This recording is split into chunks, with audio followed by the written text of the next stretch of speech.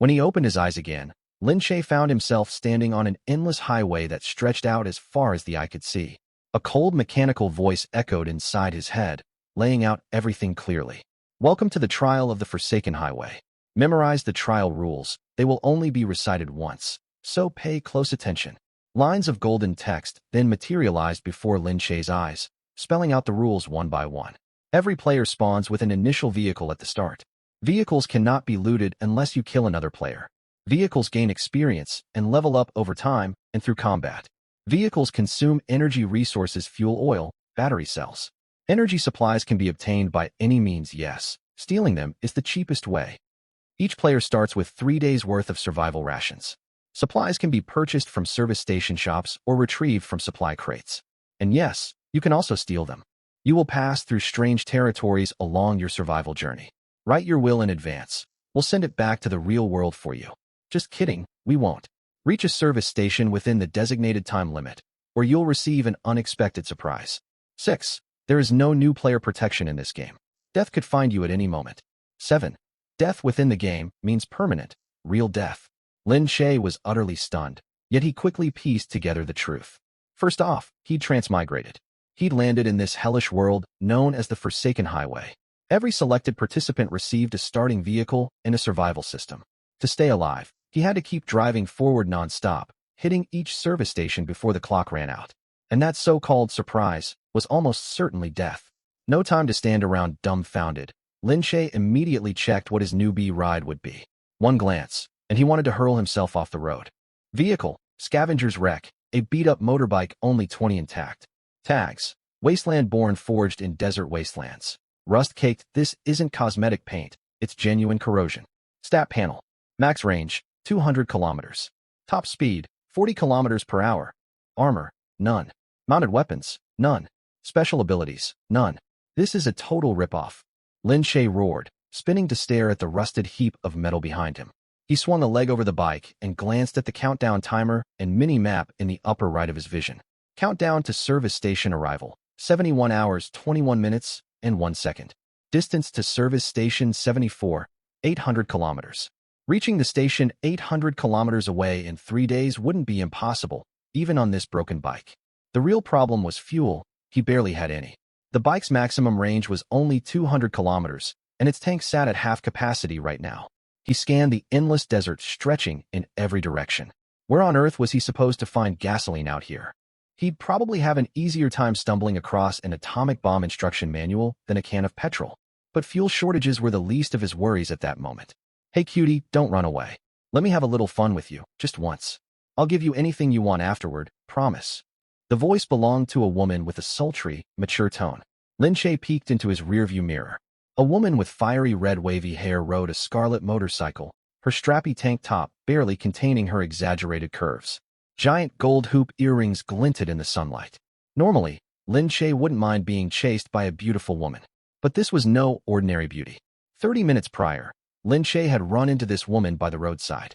He'd originally planned to team up and travel together. Then, while they'd stopped to rest, the woman had relieved herself right there in front of him. It was no pleasant sight, though. This woman had peed standing up. It turned out this pursuer was a trans woman who'd undergone gender reassignment surgery abroad. Worse still, the moment she finished, she'd lunged straight for Lin Che. And the equipment she'd pulled out was bigger than his own. The balance of power was painfully obvious. Lin Che had never encountered something this bizarre in his life. He'd grabbed his motorbike and bolted on the spot. But his bike's top speed capped out at 40 kilometers per hour. There was no way he could outrun her. Boom. Fortune favored him at last. A tiny pickup truck burst out from the roadside bushes, slamming straight into the red-haired pursuer and sending her flying. A steel pipe poked out the truck's window, and a burly bald man shoved the door open and climbed down. He twirled the metal pipe between his fingers, a vicious, triumphant grin spreading across his brutish face. He glanced at the red-haired figure crumpled on the ground, then turned to Lin Che, frozen atop his beat-up motorbike. Hey kid, that your girlfriend? The bald man jabbed the pipe toward the red-haired person, his voice as rough and croaky as an old duck's quack. She's real easy on the eyes.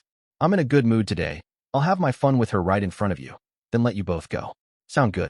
Lin Che froze for a split second before instantly adopting a timid, cowardly demeanor. Sure, go right ahead. Whatever makes you happy, I don't mind at all. Just spare me half a bucket of gasoline afterward. That's all I ask. The bald man blinked, then burst into loud laughter. Smart boy.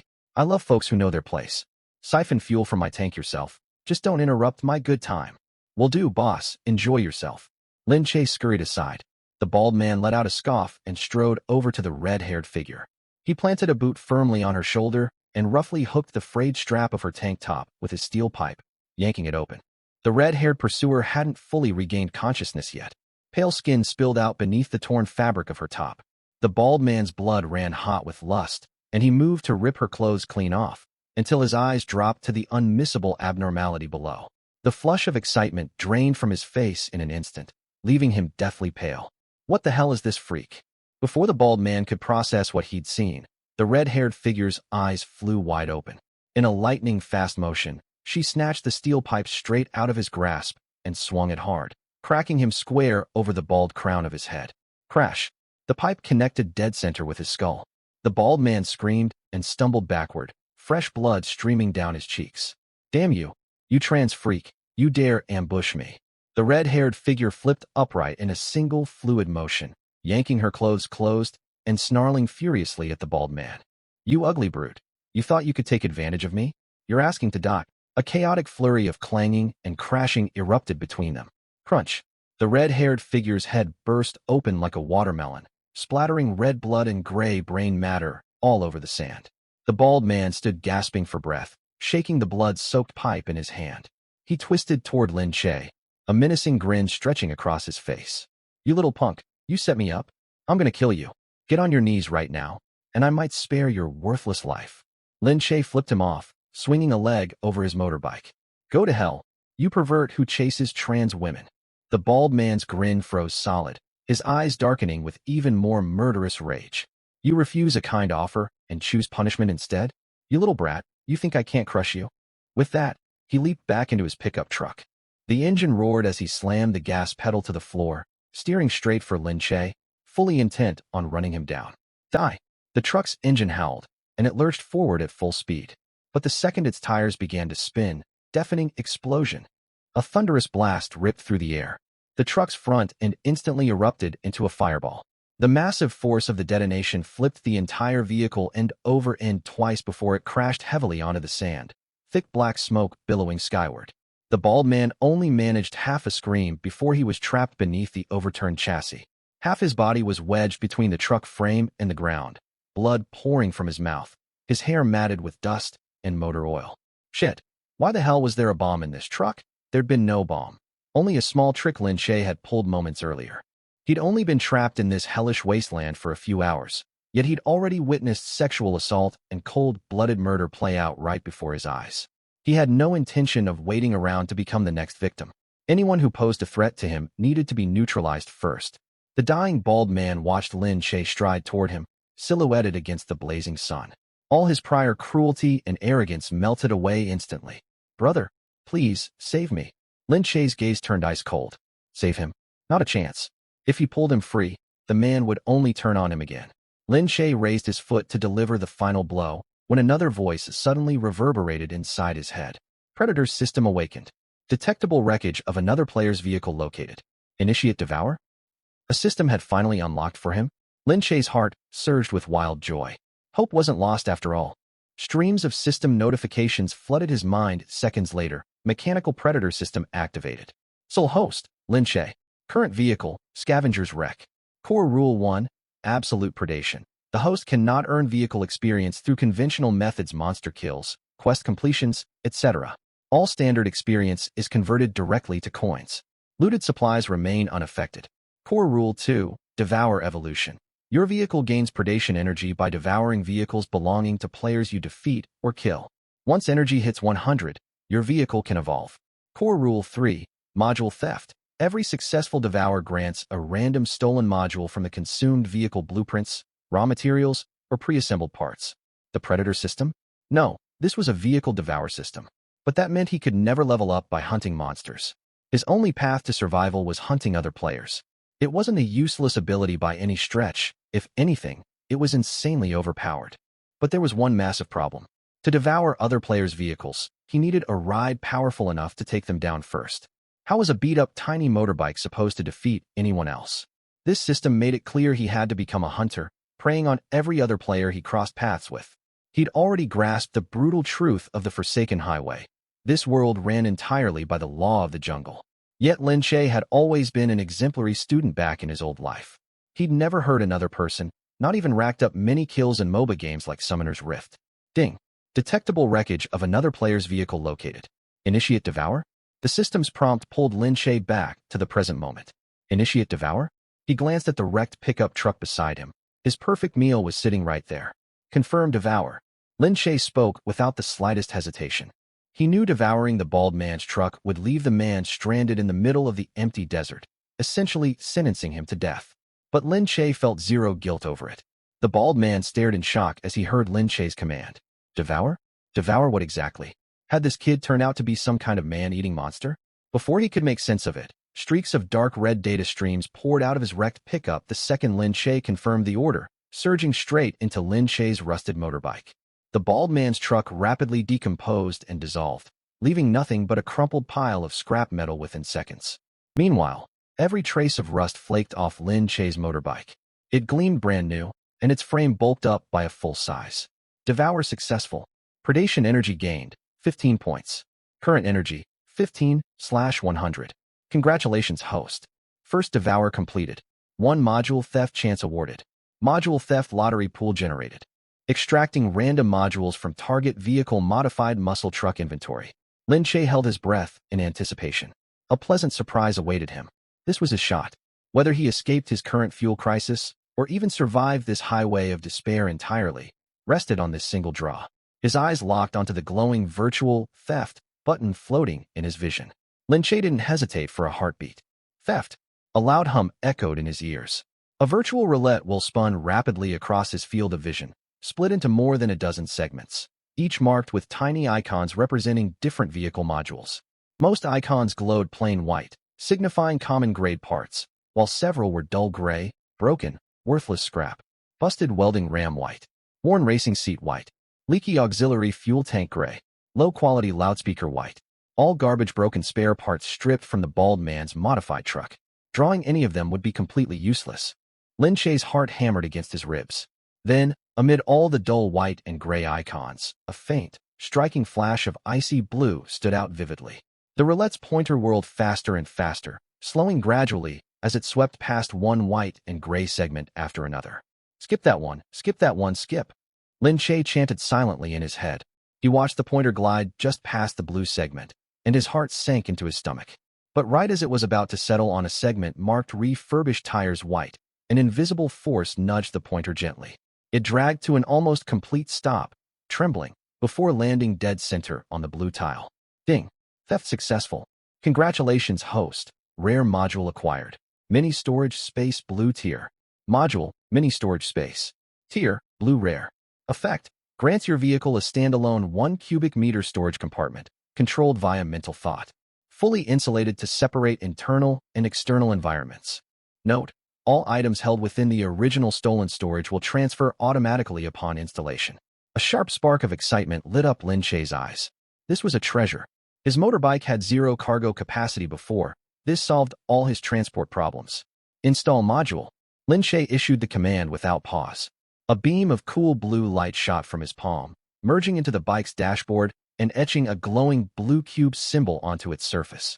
At the same time, Lin Che felt a strange mental link form between himself and the new storage compartment. He focused his mind, and every item inside the storage space instantly unfolded before his mental sight. 3 10-liter jerrycans of gasoline, 3 cases of bottled mineral water, over 20 vacuum-sealed packs of compressed biscuits, multiple bladed knives, a crossbow, even a flare gun, and several signal flares. The most ridiculous find of all, stacks of magazines with scantily clad women plastered across their covers. Lin Che could even flip through the magazines mentally if he wanted. Not bad taste for a brutal bald outlaw. The bald man stared on in utter horror. What kind of black magic was this kid wielding? How had he turned his whole truck into scrap metal in an instant? His storage compartment had been his most prized possession. If everything else was lost, even if his vehicle was totaled, as long as he held on to his supplies, he could scrape together enough materials to craft a new vehicle once he reached a service station. But without food or water, He'd never make it out of this endless desert. The nearest service station sat at least 500 kilometers away. No human, no matter how tough, could walk that far. Hope rekindled inside Lin Che's chest. He took a deep breath to calm his racing excitement. He quickly pulled one jerrycan free, twisted off the cap, and refilled his motorbike's empty fuel tank to the brim. Glug, glug, glug. As gasoline flooded the tank, the bike's fuel indicator light shifted from a harsh, screaming red back to a calm, healthy green. Scavenger's wreck fuel level, 100. Lin Che unscrewed a bottle of water next and chugged half of it in one go. The icy liquid slid down his throat, washing away the scorching, parching thirst clogging his throat. The trapped bald man watched every second, grinding his teeth in bitter rage. All those supplies had belonged to him. Lin Che wasn't entirely cruel, though. He took the remaining half bottle of water and dumped it straight over the bald man's head. Open your mouth. Savor the last bottle of water you'll ever taste. The bald man spluttered, shaking his head back and forth, consumed by terror and hatred as he begged desperately. Brother, no, boss. Spare me. I know I messed up. Take me with you. I'll die out here alone otherwise. Die or me die. Save you? Where was that remorse when you tried to kill me? Right out here, you bastard.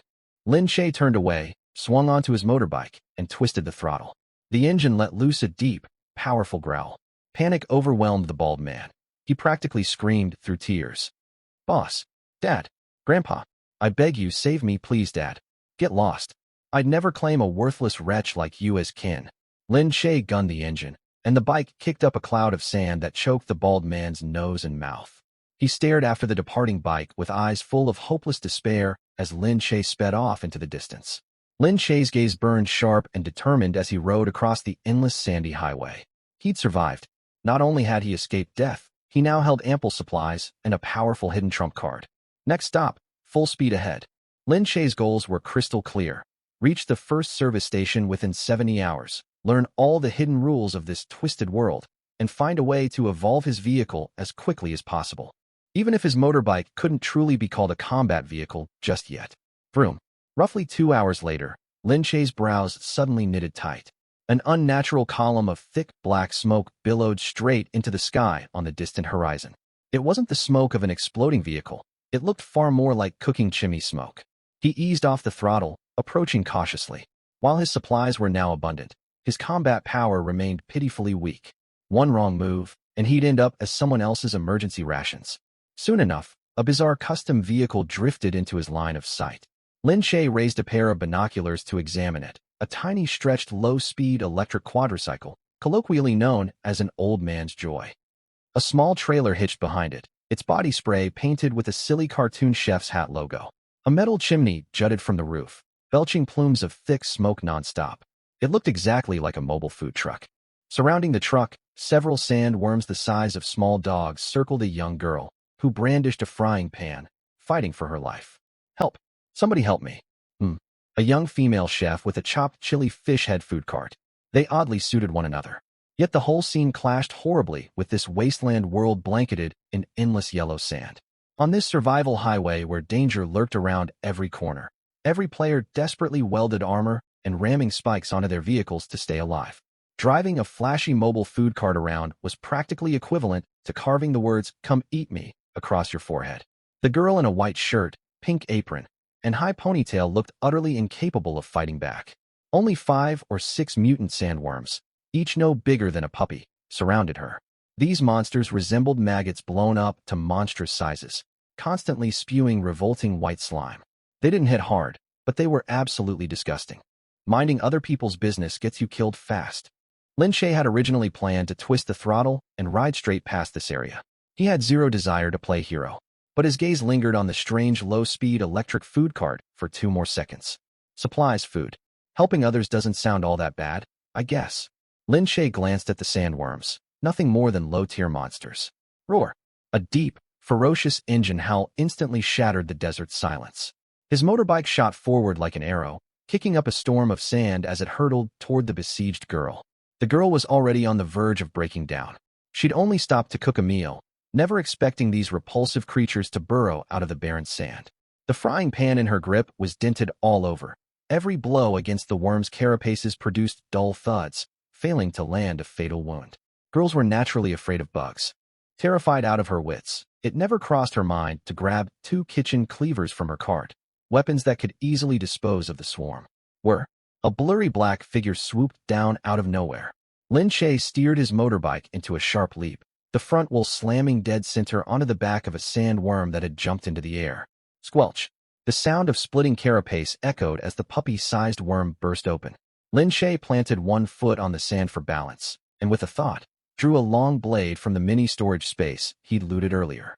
The remaining 5 sandworms flew into a rage from the sudden attack.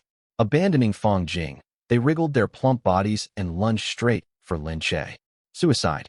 Lin Che let out a cold huff and charged forward instead of retreating. All the strength in his body erupted in an instant, the long blade blurring into a frigid streak of silver light. Swish, swish, swish. The sharp sound of metal slicing through flesh rang out nonstop.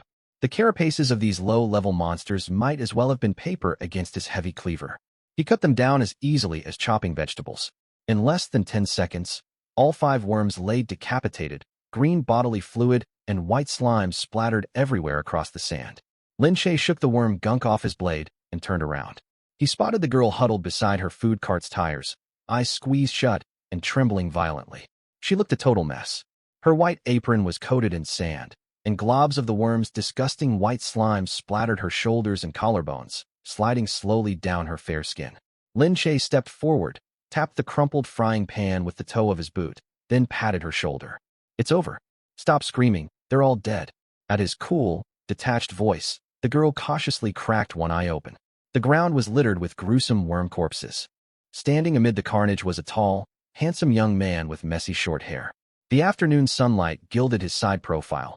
He looked impossibly cool. Her fear vanished in an instant, replaced by wild, overwhelming relief after narrowly escaping death. She tossed the dented frying pan aside, jumped to her feet, and stared at Lin Che with sparkling eyes.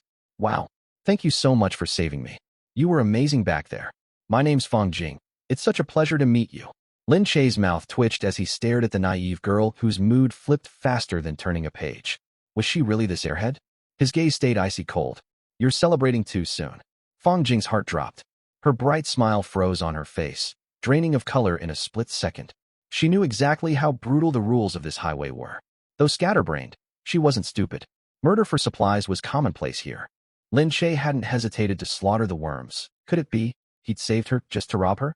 Trembling like a leaf, she hugged her arms tight over her chest and stumbled backward, tears welling up in her eyes. Please don't hurt me, brother. I'll hand over all my supplies. Just spare me a little food and water. I beg you.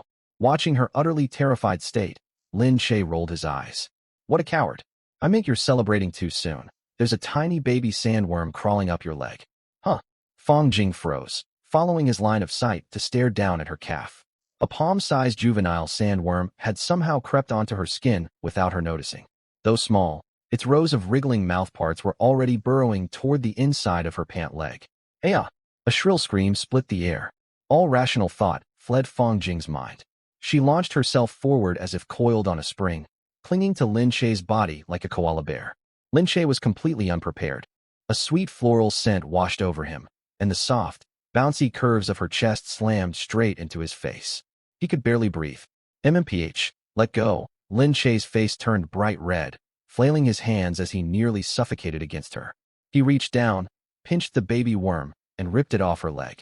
He spun around and slammed the worm hard against the ground, stomping down with all his strength. Squelch! The tiny worm turned into a puddle of mush. All right, it's just a bug. No need to act like you're dying over it. Lin Che struggled with all his might to peel the octopus-like girl off his face, holding her upright in his arms. Fong Jing's cheeks burned bright red. She stared at the squashed worm mush on the sand, exhaling a long, shaky breath and patting her full chest to calm her racing heart. That scared me half to death. It's totally normal for girls to hate bugs, you know? She lifted her head, her big watery eyes fixed on Lin Che as he held her, 2 faint pink blushes blooming across her cheeks. Thank you. I knew someone as handsome as you had to be a good person. A good person? Lin Che let out a bitter laugh and loosened his grip. Thud. Ow. Fong Jing rubbed her sore rear end and scrambled back up off the sand. Instead of cowering in fear, she bounded over with a grin. Come on. You saved my life, and I've got nothing to repay you with, but I'm an amazing cook. Let me treat you to a feast. Don't grab at me. I don't eat food from strangers. 5 minutes later. Ugh, burp. Lin Che let out a satisfied belch.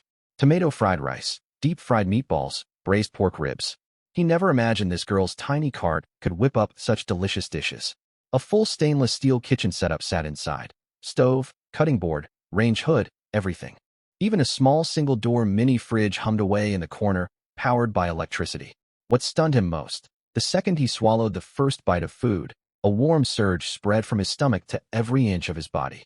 All the exhaustion from hours of riding and fighting melted away instantly. Not only that, his muscles flooded with fresh strength. A crisp system chime echoed inside Lin Che's head. Ding. Special buff food consumed. Stamina restoring rapidly. Stamina fully recovered. Temporary buff acquired. Strength increased by 10. Duration, 1 hour. What the hell? This food restores stamina and grants stat boosts. Fong Jing waved her spatula proudly, explaining. Hee, but you didn't see that coming.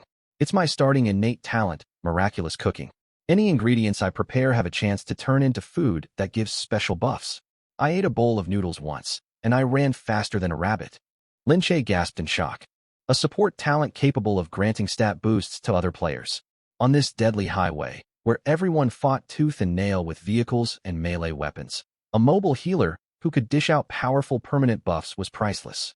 If large convoys or brutal raiders found out about Fong Jing's ability, they'd kidnap her and force her to cook for them for the rest of her life. No wonder this airhead girl had survived this long in her beat-up, low-speed cart. Luck played a part, but this broken talent was utterly overpowered. Lin Che took a deep breath, reining in his shock. He walked to the cart's corner and yanked open the humming mini fridge. The next second, Lin Che froze completely. The fridge was stuffed full of fresh fruits and vegetables. The bottom shelf held neatly cut slabs of fresh pork and steak, frozen solid. Every player only received 3 days of basic survival supplies at spawn, just a few bottles of water and compressed biscuits.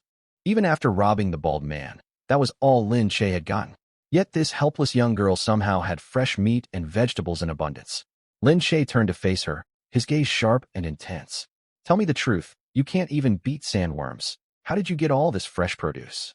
This was my starting supply. I had all of this the second I spawned here. Didn't you guys get the same? Fong Jing gestured casually at the fridge, then pointed up at her cart's roof. My cart, the Fongyuan, runs on solar power. As long as the sun's out, it moves, no gasoline needed. Though, the power's really weak.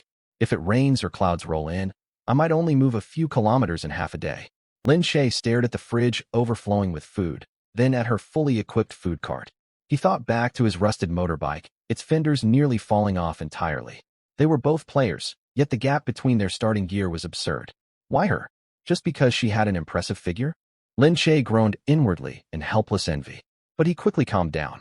So every player spawned with different gear. Some got beat-up bikes like his, others solar-powered food carts, maybe even armored trucks or tanks for the lucky ones. His tiny motorbike put him at a massive disadvantage. He needed to evolve it as soon as possible. Brother. Fong Jing straightened up, her big eyes blinking up at Lin Che. You fought those monsters so well earlier. I never caught your name. Lin Che.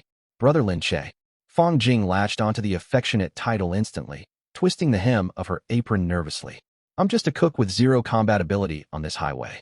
If you hadn't shown up, those worms would have eaten me alive.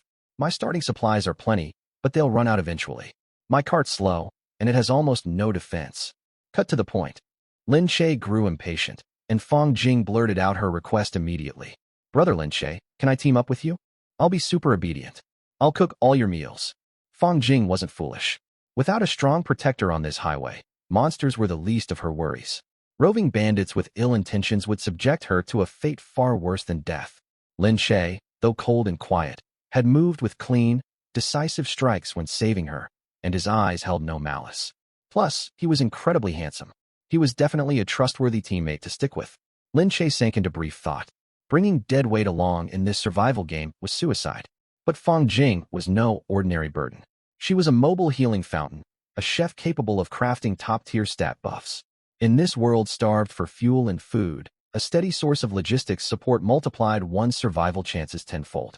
On top of that, her talent to craft buff dishes made her an irreplaceable powerhouse asset. We can team up, but I have 3 rules. Lin Che lifted his head, his gaze sharp as a blade. Fong Jing's eyes lit up, nodding rapidly like a little chick pecking at rice. Say whatever they are. I'll agree to 100 rules. First, you follow every single one of my orders without question. Fight when I tell you to fight. Retreat when I signal retreat. No arguments. Second, all loot and supplies will be divided by me. I'll guarantee you enough rations to survive, but any excess resources are mine to handle as I see fit. Third, I have full command over your vehicle. If I order you to abandon it, you will comply without hesitation. Do you understand? Fang Jing didn't hesitate for a second, even playfully saluting him. Yes, sir, Captain. As long as you take me along for the ride, I'll obey every single word you say. A faint smile tugged at Lin Che's lips. The girl was cute, pretty, and had an incredible figure. He shook the stray thought away, refocusing. Pack your belongings. We leave now. The two set off as a team. On paper, their combined strength was still pitifully weak, just one beat-up motorbike and a tiny solar food cart. Lin Che pulled up his system panel. Countdown to service station 74. 46 hours, 30 minutes, and 12 seconds. Remaining distance, 450 kilometers. They still had plenty of time, and that was exactly what worried Lin Che. Service stations were official supply hubs, guaranteed to draw swarms of players. They were havens of hope, but also brutal slaughter fields. With his shabby current gear, charging in blindly would leave him robbed of everything by veteran players with fully upgraded vehicles. I need to hunt down more vehicles to evolve my ride before we reach the station, Lin Che muttered quietly, twisting his throttle. Vroom. Half a day slipped by in the blink of an eye. The setting sun dyed the desert a bleak, blood-red hue. Wrecked abandoned buildings dotted the sides of the highway, rusted utility poles tilting crookedly like silent tombstones. Brother Lin Che, look over there. Fang Jing's excited voice crackled over the walkie-talkie. Team voice chat had unlocked automatically once they formed a party. Lin Che slowed his bike, glancing toward where Fang Jing pointed. Beneath a distant hillside sat a run-down wooden cabin, isolated from everything else. Its windows were shattered, the front door hanging crookedly off its hinges, and strange gray moss crawled across every wall. Solitary structures like this along the highway usually marked supply caches or hidden treasure chests. Stay in the cart and don't move. Lin Che hopped off his bike, gripping his long blade tightly as he approached cautiously. The second he stepped within 10 meters of the cabin, harsh scraping metal sounds drifted out from inside. Creak, scratch, grind. It sounded like rusted gears forcing themselves to turn. Moments later, a tattered figure stepped slowly out of the shadows. A wooden humanoid construct standing nearly 2 meters tall, patched all over with scrap iron sheets. Tangled copper springs jutted from its joints, its eyes a pair of dim red glowing light bulbs behind a pair of wire-rimmed reading glasses. It clutched a heavy rusted iron sword in one hand. Target, damaged clockwork soldier LV.3. Description, ancient ruin guardian. Its core mechanism is worn down, yet it still boasts formidable strength and defense. Another monster? Lin Che frowned. This metal golem looked far tougher than the sandworms they'd fought earlier. He stepped back quickly, drawing the crossbow from his storage space and firing a bolt straight at its glowing red eyes. Clang. The bolt struck true, but only sent a shower of sparks flying off its yellowed lenses before clattering uselessly to the sand. Enraged, the clockwork soldier's torso rumbled like a bellows. It stomped forward with stiff, heavy steps, swinging its iron sword down hard at Lin Che. Clang. Lin Che blocked the blow with his cleaver, a sharp jolt of numbness shooting up his wrist. The golem possessed shocking brute strength. Its entire body was a mix of wood and iron plating. Regular slashes couldn't land a fatal blow. Dodge, brother Lin Che. He heard a shout from behind and spun around to see Fang Jing charging straight at the golem in her chopped chili fish head food cart, barreling forward like an enraged heifer. Crash. The cart's front bumper slammed hard into the clockwork soldier's back. Though the low-speed cart lacked power, its weight created massive inertia, sending the iron construct flying straight into the cabin and smashing the whole wooden structure to splinters. Nice work. A glint of admiration flashed across Lin Che's eyes. While the soldier struggled to clamber out from the pile of broken timber, Lin Che sprinted back to his motorbike and grabbed a half-full jerrycan of gasoline from his storage compartment. Let's add some fire to the mix. Whoosh. The gasoline barrel ablaze traced an arc and slammed dead center into the clockwork soldier's cracked wooden torso. Crash. Flames erupted instantly. Creak, grind, sizzle, boom. Shrill metallic tearing echoed out. The clockwork soldier convulsed violently amid the fire. Its glowing red bulb eyes flickered frantically before dimming completely, collapsing into a heap of scrap metal. LV.3 clockwork soldier eliminated. Loot acquired. Low-grade steel times 5, gears times 2. Gold coins gained, 100. Ding. Experience points earned, 400. Experience cap reached. Converting surplus XP to gold. Conversion complete. Plus 400 gold coins. Total gold, 500 includes base 100 kill reward. Fong Jing also received experience rewards from the kill. The full 400 points pushed her food cart straight up a level. Solar-powered food cart, E rank LV2, LV3. Battery endurance boosted by 10. Max range now 220 kilometers. Haha. Brother Lin Che, my Fong Yuan just leveled up. Fong Jing chattered excitedly about how great the upgrade felt, unaware the man beside her had just hit the fast track to wealth. Before either could step forward to collect the spoils, the charred wooden cabin twisted unnaturally. As the flames died down, the whole cabin warped like a glitching hologram, disintegrating amid swirling, distorted data streams, then reconstructing itself. In under 3 seconds, a 2-meter-tall vending machine materialized in its place. Doomsday Survival Vending Machine. The machine's screen flickered, a robotic synthetic voice echoing across the barren wilderness. Welcome, lucky traveler. Care to pull a blind box draw? What the hell is this? What's that thing? Fong Jing poked her head out and asked. System notice. Defeating specific guardian monsters along the highway unlocks supply shops or random treasure chests. The vending machine's shop interface unfolded, and the two rushed to browse its stock. Beginner food bundle times 1. 100 gold, 3 purchase limit. Standard hemostatic spray times 1.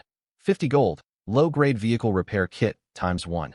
200 gold. Glock 17 semi-automatic pistol. 500 gold, 1 purchase limit. Random E-rank vehicle refit blueprint. 800 gold. Staring at his newly earned 500 gold, Lin Che didn't hesitate a second and tapped the pistol icon. Cold weapons worked well in this world, but firearms were true peace of mind. Clunk. A black handgun dropped out of the retrieval slot. Lin Che retrieved it, smoothly checking the magazine and chambering around. The heavy solid weight of the metal settled his nerves completely. Fong Jing reluctantly spent her last 50 gold on a can of hemostatic spray. Brother Lin Che, take this. You're our main fighter. Keep it for emergencies. Lin Che didn't reach for it. His gaze locked onto a gash on her pale calf. When she rammed the cart into the clockwork soldier earlier, flying splinters had sliced an open wound several centimeters long. Blood trickled down her leg into her sock, stark against her fair skin. Sit down. Huh. Fong Jing blinked, then obediently perched on the cart's footboard. Lin Che knelt, picked up the spray, and misted it evenly over the cut. SSS. That hurts so bad. Fong Jing flinched, instinctively planting both hands on Lin Che's shoulders. Her body lurched forward from the sharp pain. A soft, sweet scent washed over Lin Che, and his line of sight inevitably fell down her neckline. Good lord, that's distracting. Fong Jing covered her chest the second she caught his gaze. Lin Che frowned, annoyed. What did she take him for? Don't squirm, or you'll scar. He suppressed the heat rising in his chest and finished dressing the wound quickly. Thank you, brother Lin Che. Fong Jing's cheeks burned, her voice barely audible as she tugged down her skirt nervously. It's getting dark. Traveling after nightfall is too dangerous. We'll camp here. Night fell, and temperatures plummeted along the highway. Stretching ahead lay a wind-carved canyon. Giant boulders moaned in the night wind like wailing ghosts. Lin Che scouted the area thoroughly. No tracks of large mutated beasts, no distant engine roars from other players. He decided to set up camp at the canyon's entrance. He pulled a lightweight tent from his mini storage space and pitched it. Fong Jing parked her Fong Yuan food cart beside it and set about cooking dinner. Dinner's ready. Fong Jing climbed out of the cart, carrying 2 steaming bowls. Chicken mushroom congee paired with golden crispy corn flatbreads. Lin Che took a spoonful. The thick porridge carried sweet chicken broth and rich mushroom aroma, layered with a faint, soothing herbal scent. Ding. Special meal consumed. Mushroom chicken congee. Buff gained. Deep recovery. All stats +8. Full fatigue cleared. Duration, 6 hours. Ding. Special meal bonus activated. Permanent stat gain. Strength +1. Agility +1. Lin Che's hand froze mid-spoon. Permanent stat points? He shot his head up, staring straight at Fong Jing as she sipped her porridge quietly. What's wrong? Doesn't it taste good? Fong Jing shifted uncomfortably under his intense stare, touching her cheek nervously. No, it's amazing. Did you run a restaurant before? Yeah. How'd you guess? Fong Jing ducked her head shyly. I grew up in a single-parent home. Dad passed young, and Mom sold street food to raise me. I got up at 3 a.m. every day to help out. I never even dated. All my time went to testing recipes. All right, I didn't ask about that. Do you know your cooking can grant permanent stat boosts? Wait, that's possible. It was clear Fang Jing had no clue about her own talent. Lin Shay let out a long breath. He'd only seen her as a mobile healing fountain at first, but she was an overpowered support capable of permanent stat increases. Permanent stats. If he kept eating her cooking, his body alone could tank monsters without a vehicle. Though the odds seem pretty low. That's fine. I'll cook for you every day.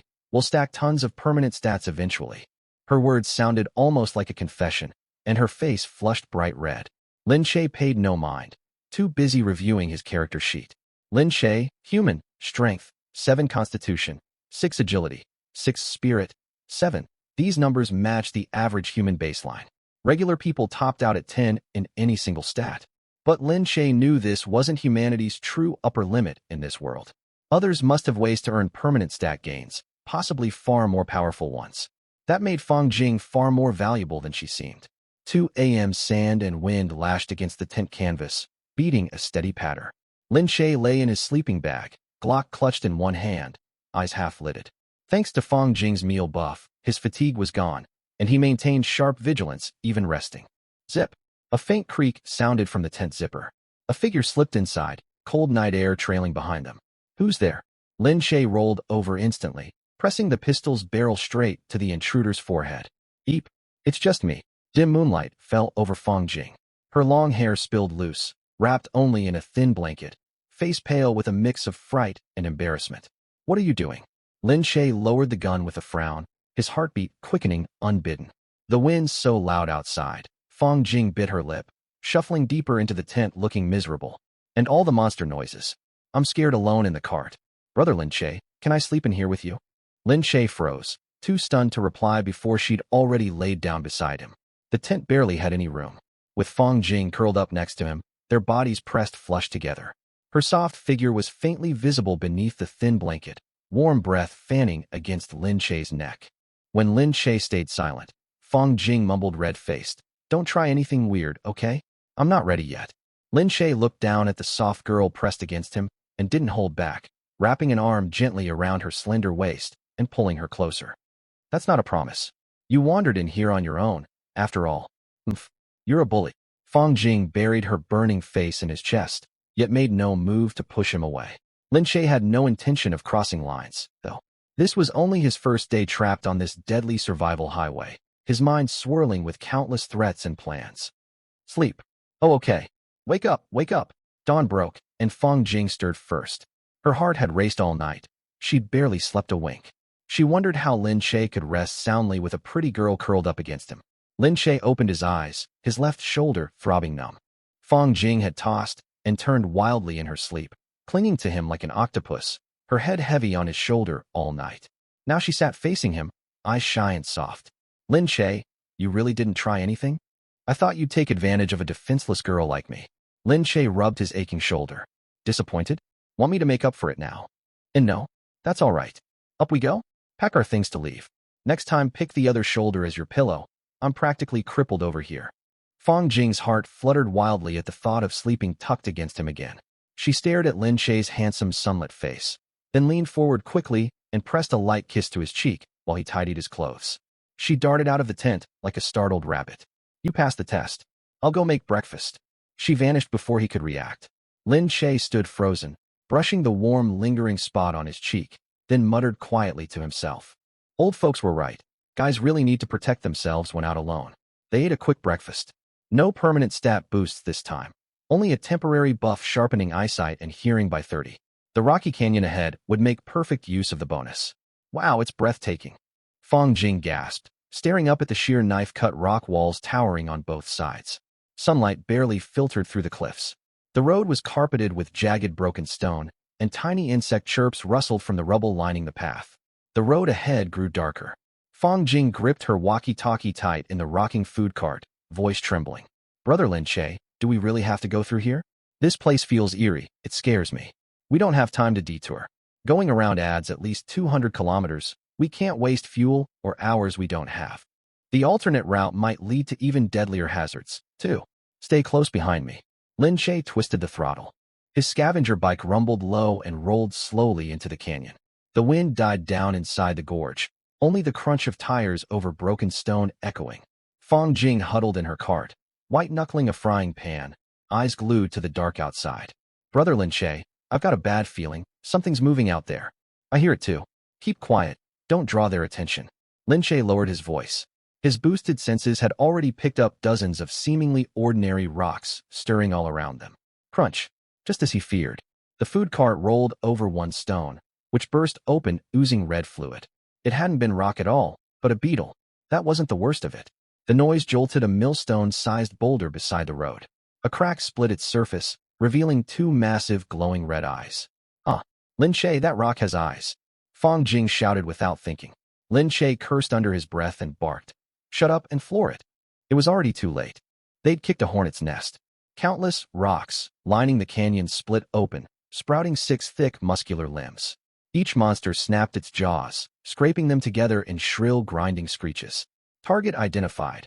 Blaststone beetle, level, LV.4 description. Giant beetles encased in rock carapaces. Their bodily fluids are highly flammable.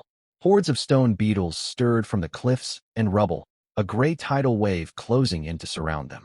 Lin Che accelerated sharply to dodge, his nimble bike weaving easily past lunging beetles. He drew his crossbow with his free hand and fired at the nearest monster. His pistol held too few rounds to turn the tide, and the crossbow barely fared better. Clang! The bolt hit the beetle's thick stone shell, leaving nothing but a faint white scratch. Damn, their defense is insane. He glanced back. Fong Jing was in far worse trouble. Her cart lacked power, struggling to climb the rubble-strewn slope. Several beetles clambered onto the roof, their sharp mandibles gnawing at the thin metal frame with loud scrapes. More massive beetles blocked the wheels, trapping her completely. We're done for.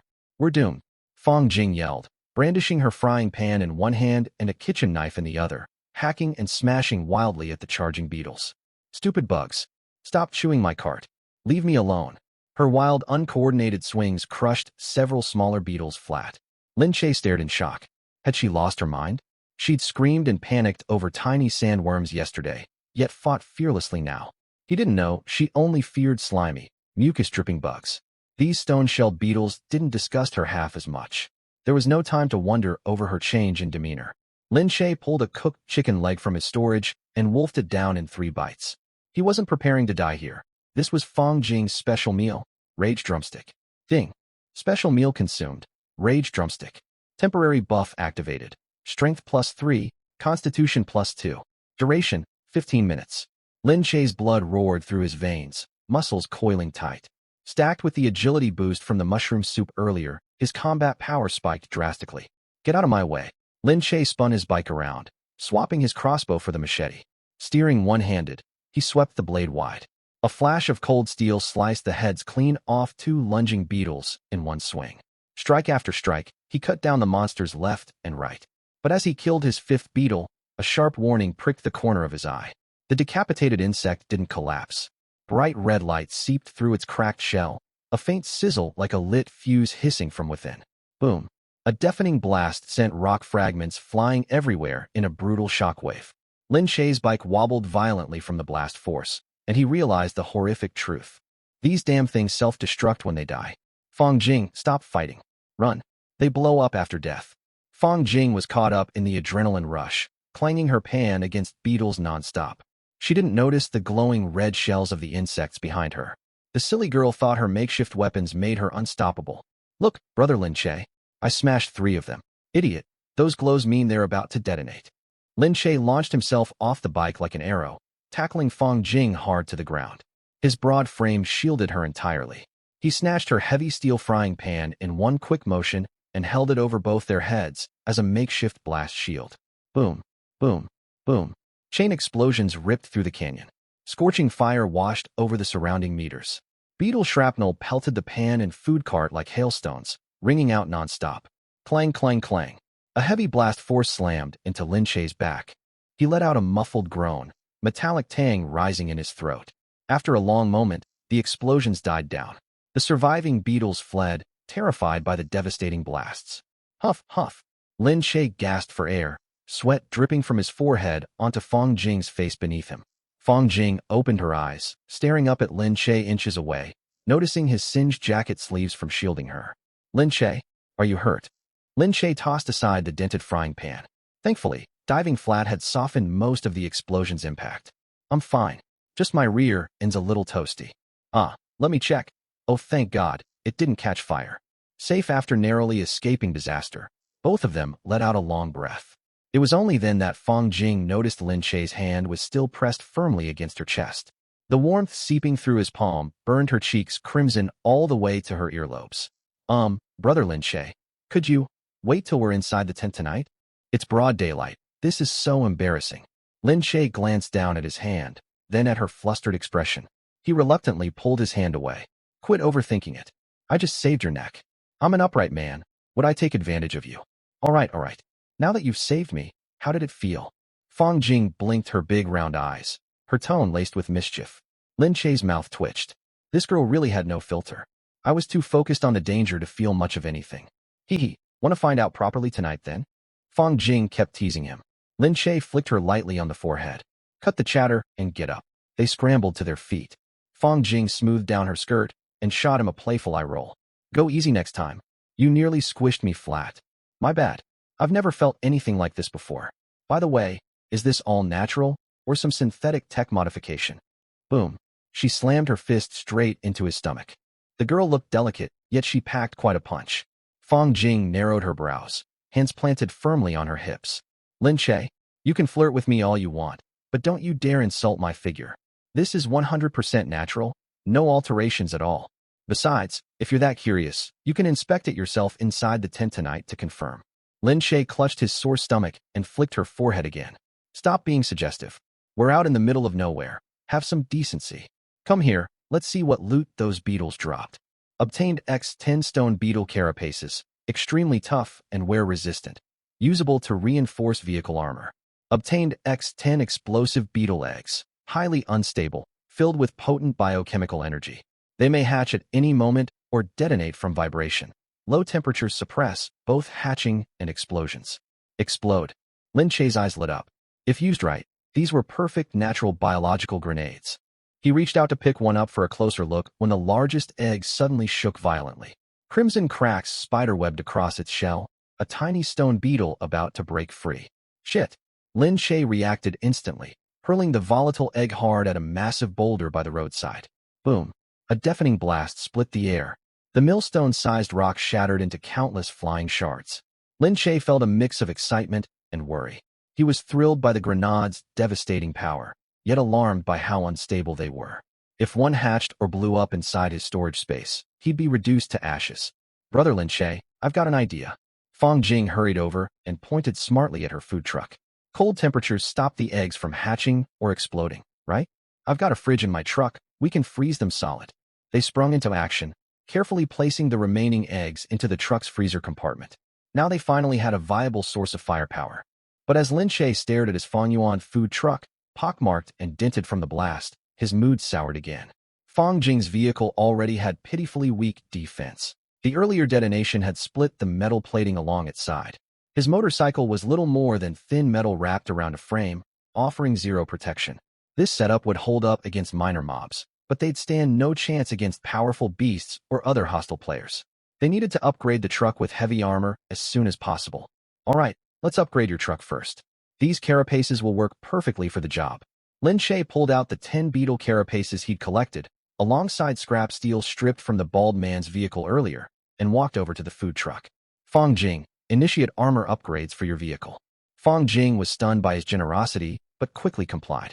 At his command, a blinding white light engulfed the truck entirely. The boxy, fragile little vehicle began reshaping itself. The gray beetle carapace material spread evenly across the hull before hardening into smooth, dome-shaped, curved armor plating. Vehicle armor upgrade complete. Spiral shell composite armor, forged from fused beetle carapace and steel alloy. Its sleek, rounded design delivers superior impact resistance and high projectile deflection rates, matching the defensive power of solid high-tensile steel of equal thickness. Wow, it looks amazing. Overjoyed, Fang Jing jumped up and planted a loud kiss on Lin Che's cheek. You're the best, brother Lin Che. The girl was incredibly affectionate, yet Lin Che wasted no time dwelling on the kiss. His expression hardened abruptly as he shoved her aside, drawing his pistol in a flash and aiming at a boulder dozens of meters ahead. We'll talk about repaying me later, dangers still lurking nearby. His gaze turned icy as he fired a test shot behind the rock. Bang! The bullet struck stone, sending sparks showering outward. Come out. I've spotted you. Silence greeted his shout. No sound or movement followed. They ducked low and crept cautiously toward the boulder. Circling around it, they found no lurking monsters. Only a blue car flipped into the roadside ditch. A young man sat motionless in the driver's seat, long deceased. He clearly hadn't survived whatever threat he'd faced. Fang Jing released a shaky breath, patting her chest in relief. You scared me half to death. It's just a dead player. And don't get any ideas. I never said I'd repay you with my body or anything. Lin Shay ignored her bashful complaints. His gaze locked on a silver tablet clutched tight in the corpse's hand. Obtained, regional digital map, grade A item. Description, precious strategic supply. Upon entering a new zone, spend gold to unlock detailed terrain, resource locations, and hidden threat markers for the area. Lin Shay's face lit up with delight. Traversing the mist-shrouded godforsaken highway relied entirely on blind luck. Owning this map was like unlocking a god's eye view of the whole region. Holy hell, we hit the jackpot. What's that? Fang Jing leaned in to peek. Lin Shay smirked as he carefully wiped clean the tablet screen. A faint hum of electricity filled the air, and a pale blue hologram unfurled before them. Bold red text flashed at the center of the display. Gravel Canyon Regional Map activated. The late player had already unlocked the canyon map for them. Lin Shay had struck lucky, scavenging his body. Immediately after, a stream of usage rules scrolled across the hologram like live chat. Terrain mapping. Render full zone geography. Mark live monster red dots. Cost per use, 100 gold. Monster database. Unlock detailed stats, skills and weaknesses of local creatures. Base cost, 50 gold per species. Endgame bosses cost extra. Treasure radar. Scan the entire map to pinpoint one hidden treasure chest. Cost per use, 50 gold. Mist zone warning. Fog-shrouded areas with signal interference cannot be scanned. Explore manually. Lin Shay's eyes twitched in shock. This item was a game-changing strategic tool for survival. While other survivors stumbled blindly through pitch-black fog, all he needed was gold to reveal the entire map. Fang Jing, however, wilted like a plant doused in cold water. She nodded at the corpse at their feet. But brother Lin Shay, this guy had such an overpowered tool. So how'd he end up dead? Is this map cursed or something? Lin Shay glanced at the constant pay gold prompts glowing on the hologram, then at the pitifully sparse supplies left in the dead man's car, and shook his head helplessly. It's simple, he was flat broke. Every single feature costs extra gold. He scraped together enough to buy the tablet hardware, but had nothing left to unlock even a single monster entry. He only activated the basic terrain view, charged blindly into the canyon, and ran straight into a monster horde. Fang Jing nodded thoughtfully after hearing his explanation. Fair enough. This system's just like those predatory mobile games. Ads pop up the second you log in, and you have to pay cash for every little feature. But, she shot Lin Shay a sympathetic glance. We're not much better off, are we? Didn't you blow every last coin you own buying that pistol earlier? Lin Shay truly had no money left. The zero balance staring back at him from his account panel mocked his poverty. Yet he stayed calm, turning to pin her with his deep, intense stare. You still have gold left, don't you? Fang Jing shifted nervously under his gaze, eyes darting away as she instinctively covered the pouch at her waist. And no, I don't think so. Fine, I've only got 50 gold left anyway. Hand over 300. Lin Shay's tone was calm and unyielding. How did you know I had 300? Fang Jing blurted out the truth before she could stop herself, her face flaming bright red. So you've got more than 300 then? Lin Shay raised an eyebrow. Give me 300 first. Fang Jing pouted miserably, hesitating for ages before reluctantly transferring 300 gold to Lin Shay via the system, grumbling quietly the whole time. Ugh, fine, here you go. I started with 500 gold, earned another 100 from killing monsters, spent 100 on healing potions. After I give you this 300, I'll only have 200 left to save up for food ingredients. You started with 500? Lin Shay nearly choked in disbelief. Why did he spawn into this world penniless? I'll let you keep the remaining 200 for now. Shoving his bitter envy aside, Lin Shay immediately operated the map tablet. Ding. 100 gold consumed. The nearest hidden treasure chest in this zone has been marked. Ding. 100 gold consumed. Boss monster database for this zone unlocked. A massive holographic close-up popped into view. Rockslide Colossal Crab LV.9 description. Lord tier mutant spawned from canyon bedrock, as large as a compact truck. Its massive pincers shear clean through steel with ease.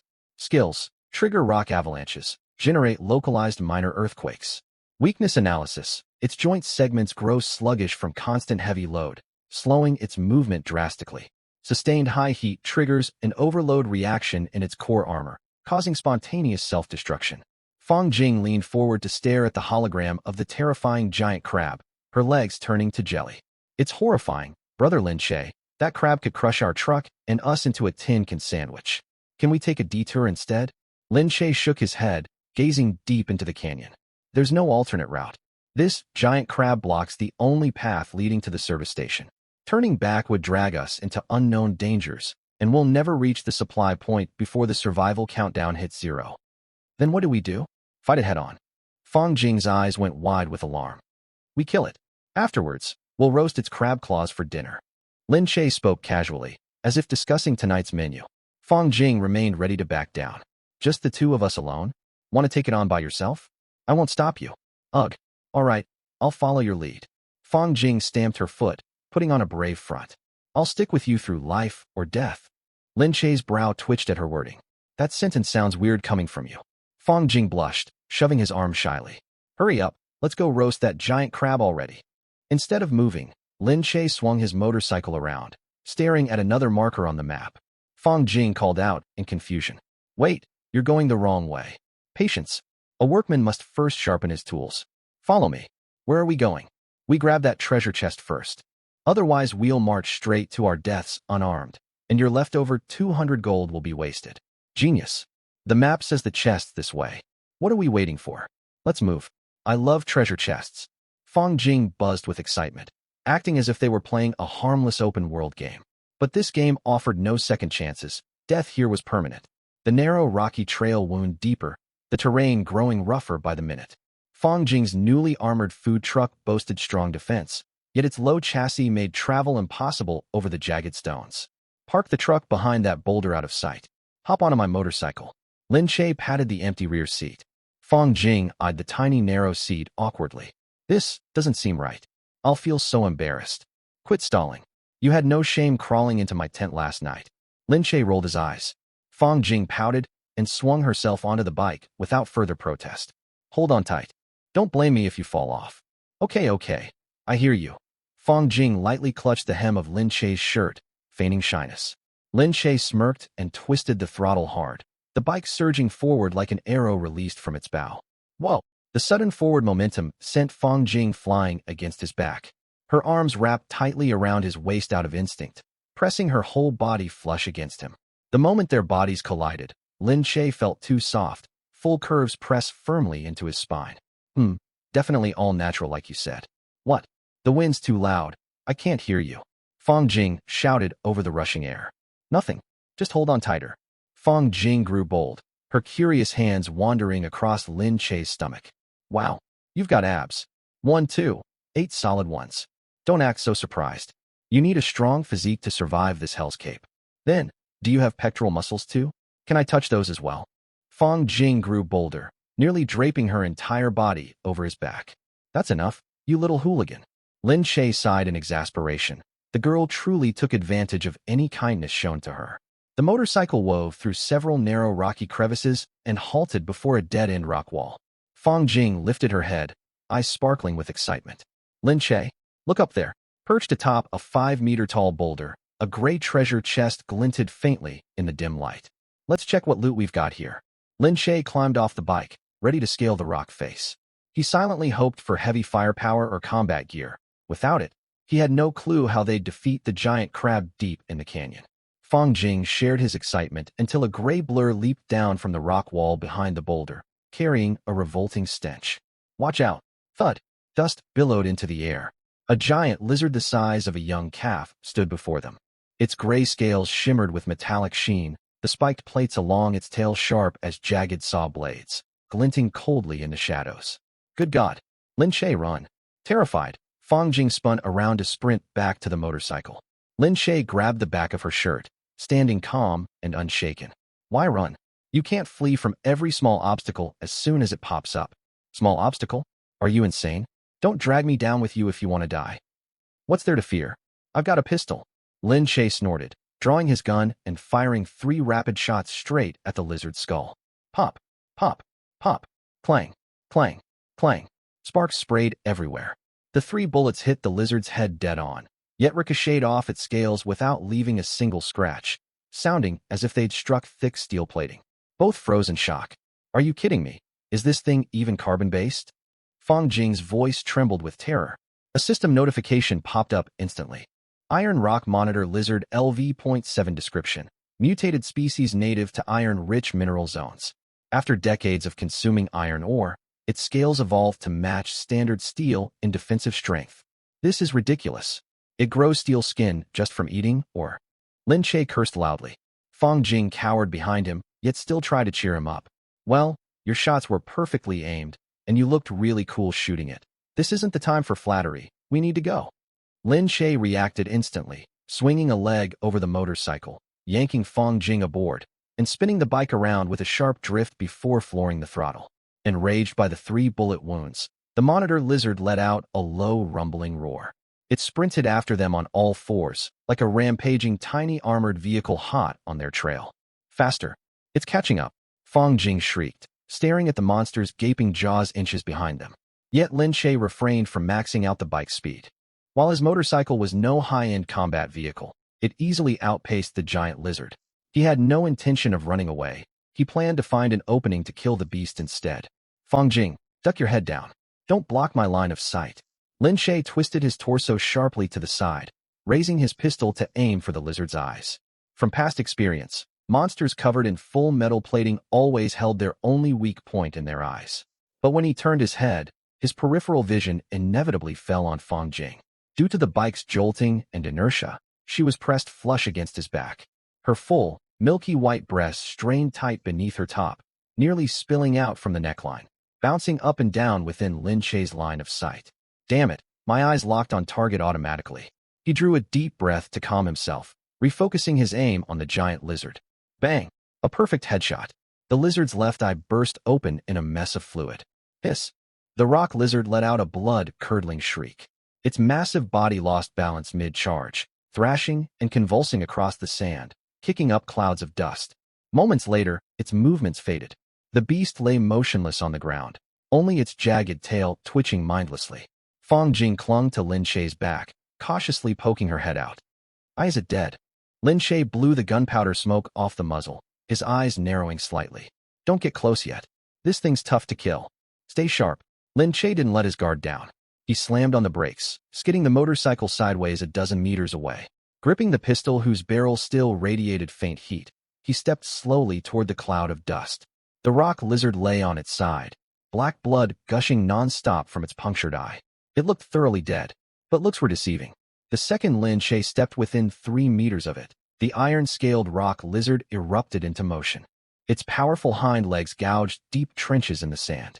Its tail, lined with metal serrations, whipped forward like a heavy steel whip skimming the ground, cutting through the air with a shrill whistle, aiming straight for his midsection. Lin Che, look out! Fang Jing screamed from behind him. Luckily, Lin Che's reflexes were razor-sharp. His pupils shrank to pinpricks, and his body dodged on pure instinct. Knowing he couldn't fully evade the wide-range strike, he gripped his long steel blade firmly and held it sideways to block. Clang! Crack! A deafening clash of metal rang out. The forged steel cleaver shattered instantly. The brutal force surged down the blade and slammed into Lin Che's arms. Lin Che let out a muffled groan. He was sent flying like a broken kite, crashing hard into a massive boulder behind him. Uffed! A mouthful of blood spurted from his lips. His insides felt wrenched out of place, and his vision blackened as he slipped into unconsciousness. Lin Che? Fang Jing paled instantly, hot tears spilling down her cheeks. She scrambled over to his side, trying to hoist the 1.8-meter man onto her back to run. But she didn't stand a chance of moving him. The lizard twisted its body around. Its remaining single eye glinted with savage malice, and it opened its gaping maw lined with barbs and stinking mucus, lumbering closer step by step. Fang Jing's legs turned to jelly. She collapsed onto the sand beside Lin Che. There was no saving him. Yet she didn't run. Biting her lip, tears splattering the ground, she spread her arms wide without hesitation, shielding the unconscious Lin Che like a mother hen guarding her chicks. Don't come near us. I'm not afraid of you, she shouted with her eyes squeezed shut. The cold-blooded mutated lizard felt no sympathy for human bravery. Its reeking jaws lunged straight for Fang Jing's delicate neck. But the Lin Shay who'd supposedly passed out suddenly snapped his eyes open. He tossed 3 glowing red explosive stone beetle eggs straight down the lizard's open throat. In the same motion, he rolled to his feet, swept the terrified Fang Jing into his arms, and leaped clear of the beast. Fang Jing's eyes flew wide, flooded with relief. Lin Shay, you're alive. Quiet. Get down. Before she could finish speaking, Lin Shay tackled her hard to the sand, covering her entire body with his own as a shield. Boom. A muffled, thunderous explosion erupted inside the lizard's body. Though the rock lizard's scales were hard as steel, its soft internal organs offered no protection. The 3 high-yield eggs detonated simultaneously in its stomach. With nowhere for the explosive force to escape, the creature blew apart from the inside out. Gray scales, fetid flesh, and broken limbs showered the surrounding rocks like a brutal rain. Huff, cough. Lin Shay exhaled shakily, wincing and coughing from the searing pain in his chest. Lin Shay, are you okay? Are you hurt anywhere? Fang Jing was crushed beneath his weight, yet her gaze brimmed with worry. Her small hands pat frantically over his back, searching for wounds. I'm fine, won't die. Lin Shay gasped, collapsing onto Fang Jing's chest. Let me rest here a minute to catch my breath. Fang Jing's face flushed bright red. Oh, okay. Okay, my foot. I faked death to ambush it, and you decided to stand in front of me. We both could have died back there. I didn't know. I thought you were really gone. Lin Shay pushed himself upright and helped Fang Jing to her feet. Relax, I'm not mad. You did well, not running off and leaving me behind. Hee, of course I wouldn't. I'm super loyal. Fang Jing grinned foolishly. Lin Shay stared at the girl, a hint of admiration softening his gaze. All right, time to collect our loot. The two stumbled upright, supporting each other, as the system kill notification finally popped up. Mutated iron rock lizard LV.7 eliminated. Predator energy gained. Plus 12 total accumulated, 22. Dropped loot. Mutated lizard claws times 2. High tensile iron scales times 5. Kill reward. Base gold plus 100. EXP plus 300. System conversion. EXP converted to gold, plus 300 gold. Current balance, 400. Fang Jing also received a notification. As an assistant who aided the fight and provided key buffs, she earned 100 gold and 100 EXP. The rewards were mediocre at best, but Lin Shay paid no mind to the materials. They hadn't come all this way for a lizard. They'd come for the treasure chest atop the boulder. The two clambered up the 5-meter-tall rock. At its summit, the chest marked on their map glowed faint silver light. Open it. Open it. Fang Jing rubbed her hands together excitedly. Lin Shay stepped forward and flipped the lid open. Wooden chest opened. Obtained. Gold times 50. Obtained. Ordinary stone times 10. Obtained. Ordinary timber times 10. Lin Shay. Fang Jing. A light wind swept over them, and both wore utterly dejected expressions. That's it. Just this garbage. Fang Jing stared in shock. I spent 100 gold to unlock the map radar, just to find a wooden crate full of junk? We nearly lost our lives over this. This system's a total rip-off. Furious, Lin Shay raised his foot and stomped hard on the empty wooden chest. Crack. The crate shattered into splinters. But as wood fragments flew everywhere, a blinding golden light burst forth from the base of the wreckage. Where the wooden chest had stood, streams of data swirled, and an ornate brass chest with polished heavy metallic luster spawned in its place. Brass chest acquired. A chest inside a chest? What the hell? This trick. Lin Shay's eyes blew wide, and he burst out laughing. Risk always matches reward. I knew that stupid lizard wouldn't waste its time guarding a worthless wooden box. Fang Jing rubbed her hands eagerly and lifted the brass chest's lid. A flood of system alerts popped up instantly. Brass tier, chest opened. Electromagnetic shock, grenade times 3. Upon impact, unleashes a small area high-frequency EMP blast to disable vehicle electronics and some mechanical life forms. Mid-grade fuel times 3. Double the combustion efficiency of standard fuel. Boost vehicle range by 100 and raise top speed by 30 while burning. Gold times 800.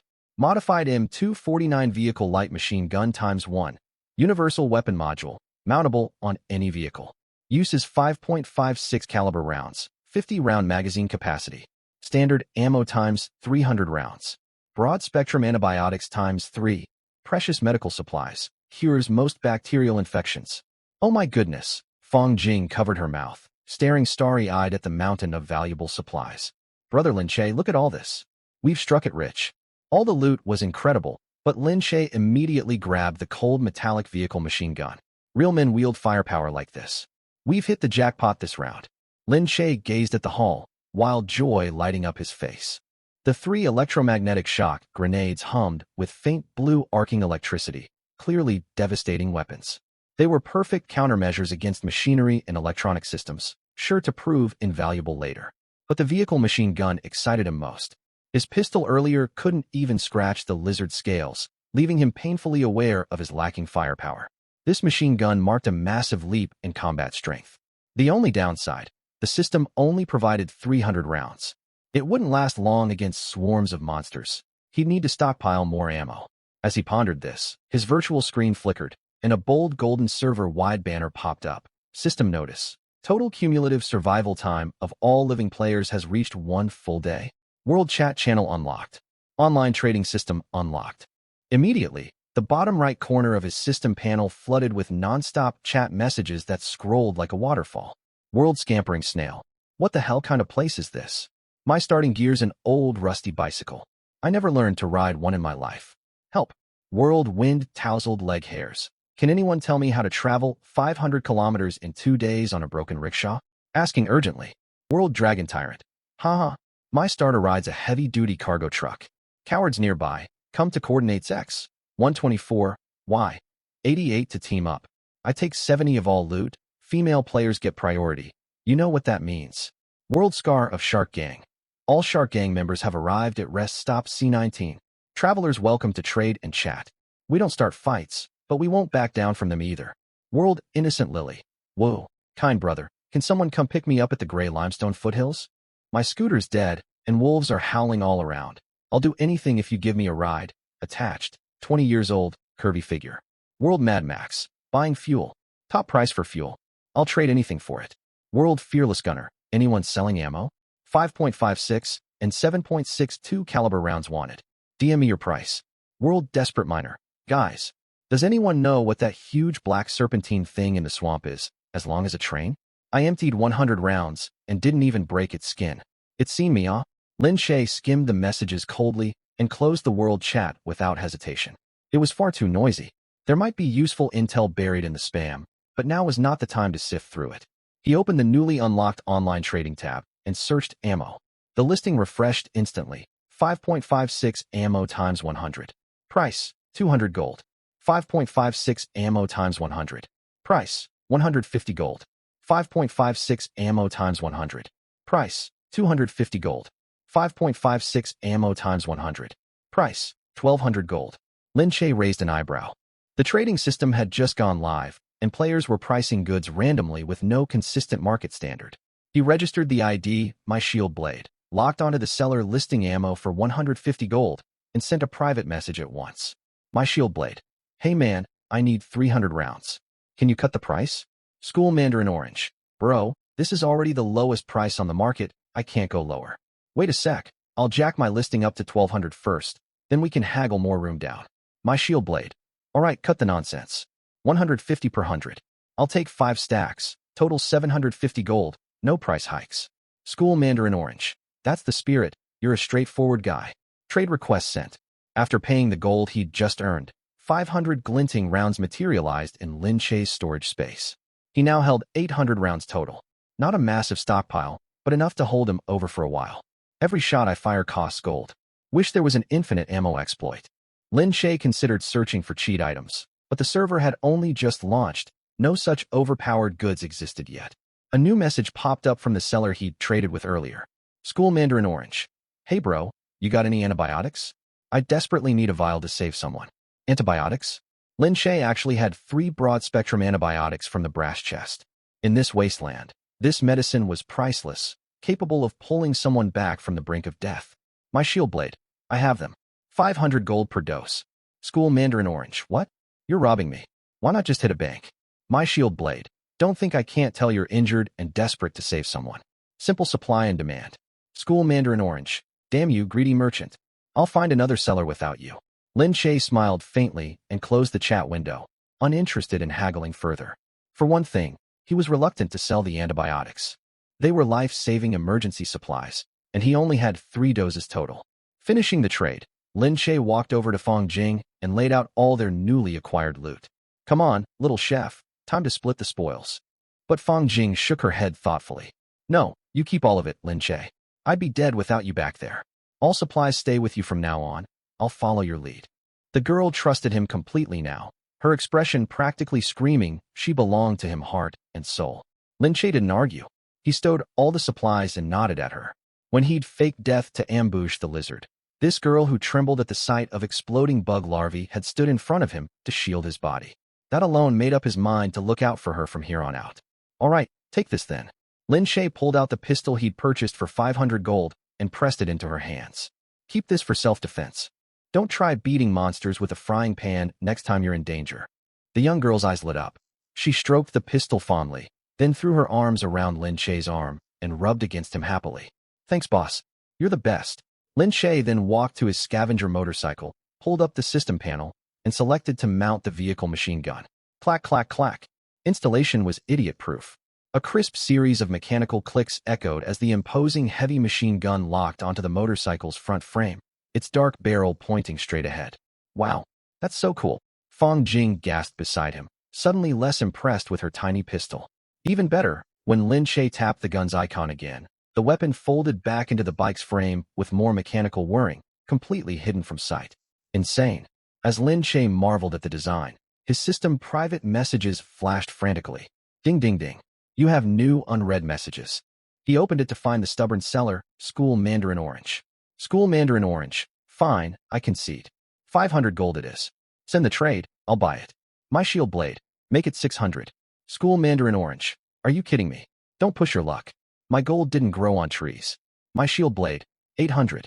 Lin Che only wanted to test the man's bottom line and earn extra gold to upgrade his motorcycle. He hadn't expected the seller to cave entirely. School Mandarin Orange. All right, you win, you ruthless bastard. 800 gold. But I really don't have that much on hand.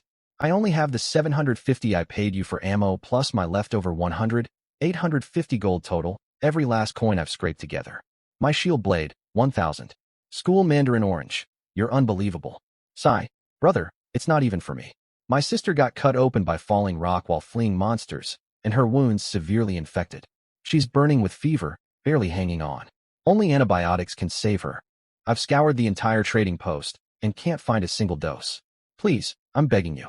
Fong Jing peeked over Lin Che's shoulder as she read the heartfelt plea, falling silent instantly. Lin Che, what if we give it to him? Lin Che gave neither confirmation nor denial. He was just about to exit the chat and block the person when he suddenly acted as if a twinge of conscience hit him and typed a reply. My blade shield. Ugh, fine bro. I've got a heart too. I get how tough you've got it. I'll take only 750 gold. Just give me back the money you spent on bullets earlier. Use the rest to take good care of your little sister. School Mandarin Orange. Thank you so much, man. May good people live long, happy lives. I'll throw in an extra 50 rounds of 5.56 ammo for you. Best bro ever. My blade shield. It's nothing, really. We're all struggling out here. Trade successful. Obtain 750 gold coins. Obtain times 55.56 rounds. Lin Che's gold was returned to him, and he'd even scored 50 free rounds of ammo on top. Before he could close the chat window, another message popped up from the other party. School Mandarin Orange. Haha, what an idiot. You fell for it. I don't even have a little sister. I lied to you, dumbass. Haha, what a scumbag. The second Fong Jing read the taunt. Her face flushed bright red with rage. She planted her hands on her hips and shouted furiously. Shameless con artist. I actually felt sorry for you. May that bastard rot. Contrary to her expectations, Lin Che didn't fly off the handle at all. Instead, a mischievous grin tugged at the corner of his mouth. Lin Che was no saint with an unshakable moral compass. He'd never show mercy just because someone spun a sob story. He copied a product link he'd seen in the trade hall moments ago and sent it straight to the man. My blade shield. Forwarded link. Broad spectrum antibiotics. 300 gold per vial. Click to buy instantly. Broad spectrum antibiotics. 300 gold per vial. Click to buy instantly. Broad spectrum antibiotics. 300 gold per vial. Click to buy instantly. Lin Che was just as petty, spamming 3 identical links to School Mandarin Orange. Clearly, the scammer hadn't bothered checking market prices while putting on his poor act. He thought he'd ripped Lin Che off big time for 750 gold coins. 3 seconds later. School Mandarin Orange. Fuck you to hell. School Mandarin Orange. You goddamned crooked merchant. School Mandarin Orange. Shit at times. Don't let me run into you. Watching the guy lose his cool was immensely satisfying. Lin Shay closed the chat system, thoroughly pleased. Not a bad trade. I even came out ahead. Fong Jing, take these 50 rounds. They'll fit your pistol perfectly. Hop in the vehicle. We're heading back to cook. Got it, boss. Pan-seared mini steaks with soybean paste noodles. The combination sounded bizarre, but the buff the food granted was surprisingly good. Consume special cuisine pan-seared mini steak, grade C. Gain temporary buff. Strength +2, agility +2, lasts 2 hours. Yet Fong Jing's expression turned glum. Even though she'd started with more supplies than most survivors, the two of them were burning through resources double time. Lin Shay, our food reserves are almost gone. All the meat and fresh veggies we stored in the fridge are used up. We might really end up eating dirt soon. Lin Shay wiped his mouth and nodded. I still have some dry rations and compressed biscuits in my storage space. If we ration them strictly, they'll last us 2 more days. But without the stat boosts from your home cooking, our combat power will drop drastically. We've got a machine gun now, but we should avoid unnecessary fights from here on out. Lin Shay knew better than anyone. In this dog-eat-dog world, lay low when you have to, strike hard when the moment calls. Blind overconfidence gets you killed fast. Fong Jing nodded obediently again and again. Okay, I'll listen to you. Once we hit the next rest stop with vending machines, we'll find a way to stock up on ingredients. Okay, I'll listen to you. Rest for 10 minutes after eating, then we're going to take down that giant crab up ahead. Stick to my orders once fighting breaks out. Take these bio grenades made from stone beetle eggs and use them when the chance arises. Aim carefully, don't hurl one straight at me. Okay, I'll listen to you. Lin Shay stared at her, exasperated. Are you a broken record? Can you say anything else? Fong Jing blinked her big watery eyes, leaned in slightly, and cooed in a soft, sweet voice. You're so handsome. Brother, can I make a move on you? It was obvious the girl had developed a crush. He was good-looking, a capable fighter, and most importantly, he could keep her alive. Lin Shay planted a palm flat against her forehead and pushed her away. Quit daydreaming. Up you get, we're about to fight. After their short break, the two vehicles rumbled forward once more. Fong Jing pouted, still miffed by Lin Shay's cold reaction. It didn't make sense, with her looks and figure. How could she get rejected? Was he into men? No way. Last night in the tent he'd clearly reacted. Boom, boom, boom. Before the love-struck girl could finish her train of thought, the ground shook violently, as if heavy tanks were rumbling right beneath their feet. Stones rattled and showered down from the surrounding cliff faces. Shit. Earthquake, Lin Shay. Fong Jing shrieked in terror inside her dining vehicle, her face drained of color. Lin Shay slammed on the brakes, dragged her out of the dining car, and tossed her onto the back seat of his motorcycle. It's no damn earthquake. The monster spotted us. Your dining rig's way too slow. Get on my bike now. The two weaved swiftly through the rocky rubble. Barely catching their breath, they spotted a colossal creature slowly crawling around the bend of the canyon ahead, shrouded in billowing dust. First came a pair of massive crab pincers, followed by a truck-sized torso covered in thick rocky carapace, with glints of metallic alloy peeking through cracks in the stone shell. Rockslide Giant Crab LV.9 Elite Massive Mechanical Beast with extreme physical defense, capable of triggering rock slides. Weak point, turbine core beneath its abdomen. Both froze, Fong Jing's jaw dropping open in shock. It's that huge. What did you expect? You want to boil it in a pot? I mean, I wouldn't mind trying, but it's all rock and metal, probably tastes terrible. She still had the nerve to crack jokes at a time like this. The girl had a solid mental fortitude. Lin Shay had no patience for banter. Enough daydreaming, glutton. Climb up to that high rocky ledge on the right. Grab your Molotovs and grenades, and don't come down until I signal you. Lin Shay issued sharp, decisive commands. Fong Jing knew she'd only be a liability down on the ground. She gritted her teeth, hopped off the bike, and scrambled up a jagged rock platform via a narrow fissure. She held a small handgun, homemade gasoline Molotovs, stone beetle bio grenades, plus one precious electromagnetic shock grenade. Her arsenal looked plentiful, but it would barely scratch such a towering beast. Once Fong Jing was positioned safely, Lin Shay twisted the throttle hard. The scavenger's bike roared as he swerved in serpentine patterns around the crab's enormous body. Rat-a-tat-a-tat. The mounted machine gun deployed. Lin Shay pressed the trigger firmly with his left hand, unleashing a relentless hail of bullets that slammed into the giant crab. Sparks flew everywhere, yet the crab's thick rocky shell proved absurdly durable. The machine gun rounds only chipped tiny fragments of stone off its armor, dealing negligible damage. This rock shell's impenetrable. From her vantage point high above, Fong Jing lit a Molotov cocktail. "Try my barbecue special, you brute." Crash. The glass bottle shattered across the crab's back, and flammable gasoline ignited in a choking blaze. The scorching flames couldn't burn through the rock carapace, but they seared and jammed the monster's mechanical joints. Creak, creak, creak. Tormented by the heat, the crab let out shrill mechanical whines and slowed its movements drastically. It thrashed its massive body wildly, trying to smother the flames covering its back, and even attempted to burrow underground to escape the fire. "Now's our chance." Lin Che's eye sharpened. The moment the crab lowered its head, he steered the motorcycle straight at its face like a spear, tilting the machine gun barrel upward to aim true. Rat-a-tat, splurch. A long burst of bullets raked across the crab's face. Stray rounds blew out its massive, bulbous mechanical left eye, spraying black motor oil and showering sparks everywhere.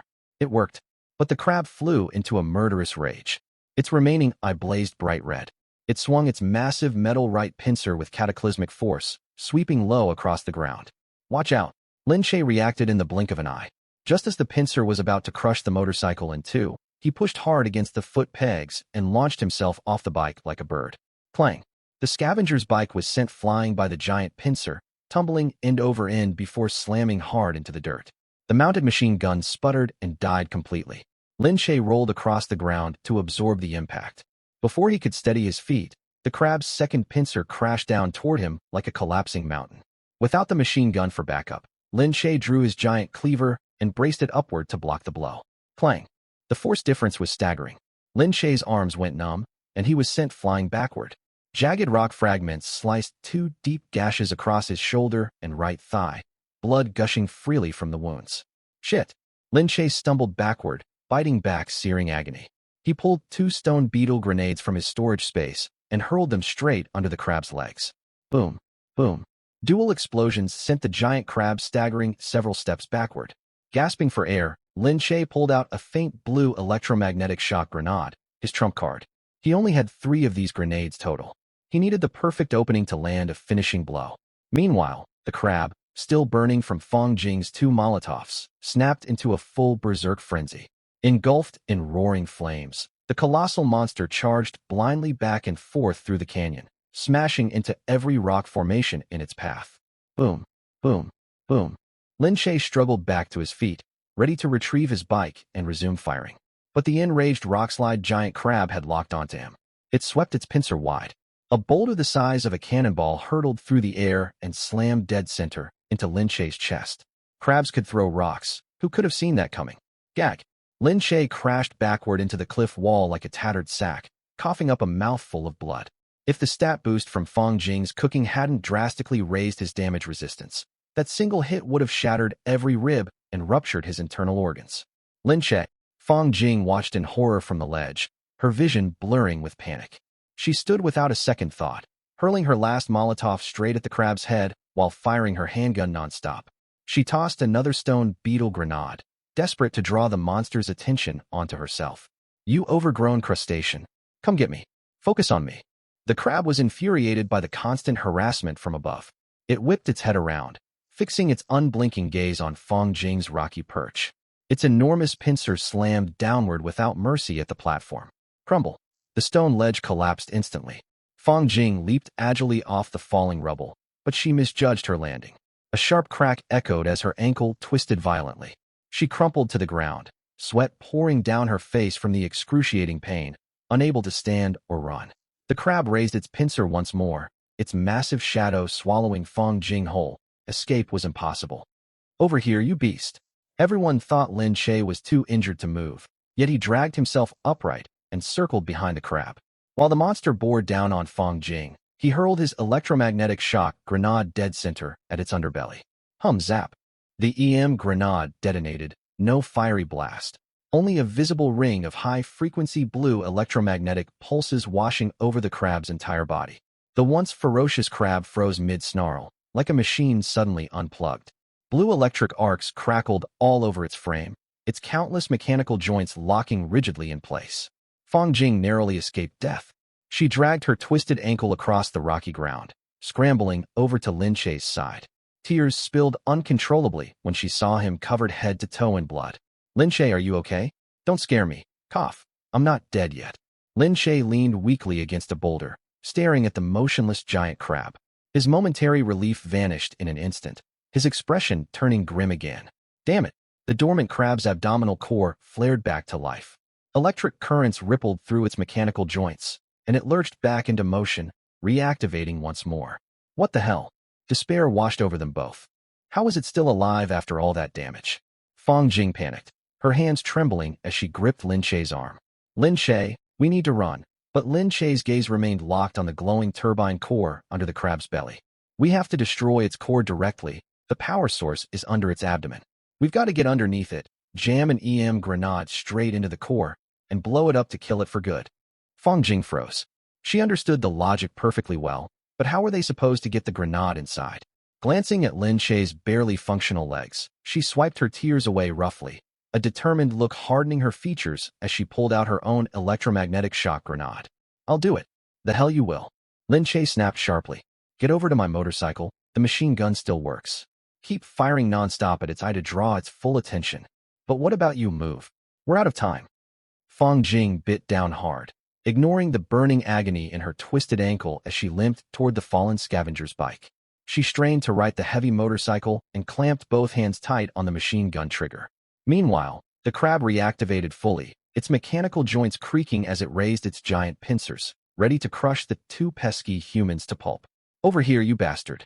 Lin Shay endured tearing pain as he rolled to dodge a sweeping pincer strike. He tossed a stone beetle grenade that exploded right in front of the crab's face. Enraged, the crab sent a hail of flying rock shards hurtling toward Lin Shay, slicing fresh bleeding gashes across his body. Die, you oversized crab. Rat-a-tat-a-tat. Thankfully, Fang Jing held the machine gun trigger down, unleashing a relentless stream of bullets at the crab's face and its single remaining eye. The unrelenting heavy fire sent the newly recovered monster into a blind frenzy. It twisted its colossal torso and lumbered toward Fang Jing, roaring as it charged the gunfire. This distraction created the perfect opening for Lin Shay, who was already crouched beneath the crab's massive frame. Crippled and racked with pain, Lin Shay executed a sliding tackle and skidded straight under the beast's belly. Beneath it sat a rapidly spinning blue energy turbine. The protective casing around it had split open in the earlier explosions, revealing a narrow crack. This is it. He jammed the electromagnetic shock grenade deep inside the whirring turbine core through the fissure. Zip, a split second later, the EM grenade detonated, unleashing a surge of electromagnetic energy inside the crab's abdomen. The pulse instantly overloaded and melted the crab's turbine core. The giant rock crab let out an ear-splitting shriek as death loomed, thrashing violently in its final moments. Then the deep blue electromagnetic wave erupted outward, triggering a catastrophic chain of secondary explosions. The massive mechanical carcass was blown to smithereens, metal debris raining down from the sky. Lin Shay, Fang Jing screamed in despair as the crab exploded, certain he'd been caught in the blast and killed instantly. The massive shockwave from the detonation triggered a secondary rockslide. Boulders and jagged stone poured down the canyon's sheer cliffs like a broken dam's floodwaters. Lin Shay, Fang Jing hobbled forward toward the wreckage, desperate to find him. Then a voice cut through the dust and chaos. Quit yelling and run. Lin Shay was alive. He'd dragged himself free of the crab's shattered frame, clinging to his last shred of strength. He swept Fang Jing off her feet into a bridal carry and stumbled as fast as he could toward the mouth of a rocky cave nearby. The second they stumbled inside the cavern, a deafening crash boomed behind them. Tons of boulders sealed the cave entrance shut completely, the thunderous rumble echoing off the narrow stone walls. Clouds of dust and rock fragments billowed into the cave, with only a tiny slit of rock letting in a faint wisp of daylight. Utter blackness swallowed the cavern. The thick air reeked of iron-rich blood and choking dust. Fang Jing's face warred with every emotion, terror, relief, shock, disbelief, all at once. Lin Shay, you're alive.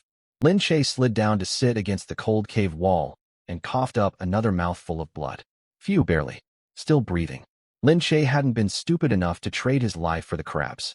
The second the EM grenade blew, he'd ripped loose the already cracked abdominal carapace of the crab and huddled behind it to shield himself from the blast wave. Hearing his voice, Fang Jing felt her way through the dark and threw her arms around him. The crushing terror and overwhelming relief of surviving the fight shattered her composure, and she clung to Lin Shay, sobbing uncontrollably. Whoa, I thought you were dead for sure. Lin Shay, you're bleeding so much. Lin Shay felt the girl's trembling body pressed against his chest. He lifted his blood-soaked hand with great difficulty and patted her back gently. His voice was raw and hoarse, yet still carried that infuriatingly calm drawl of his. Hold off on the hugging for a minute. Suffocating would be a dumb way to go after surviving that fight. Move the big grenade off me first. Ugh, you idiot. Lin Shay, are you alright? In the pitch black, Fang Jing sobbed and laughed all at once. Huff, leaning against the frigid rock wall, Lin Shay shook his head weakly. Don't worry about me. Check the cave entrance first. Fang Jing wiped her tears and scrambled over to the exit blocked by boulders. By the faint glow seeping through, she saw the entrance wedged tight under several multi-ton stone slabs. Only a finger-wide crack let in a thin stream of crimson light from outside. Through that narrow gap, the canyon beyond was littered with rubble and the mangled remains of the giant rock crab they'd blown apart.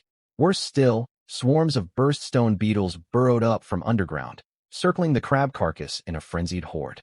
Fang Jing gasped sharply, relaying every detail of the outside scene to Lin Shay, then reached out frantically to shove the boulder blocking the front. We have to get out of here fast. Don't touch it. Lin Shay snatched her slender wrist in one grip. The tug pulled at his wounds, drawing a muffled groan from his lips. The Crab King only just died, and a horde of enraged stone beetles is swarming outside. If we blast the rocks open now, the two of us wouldn't even make a decent snack for them. Then, what do?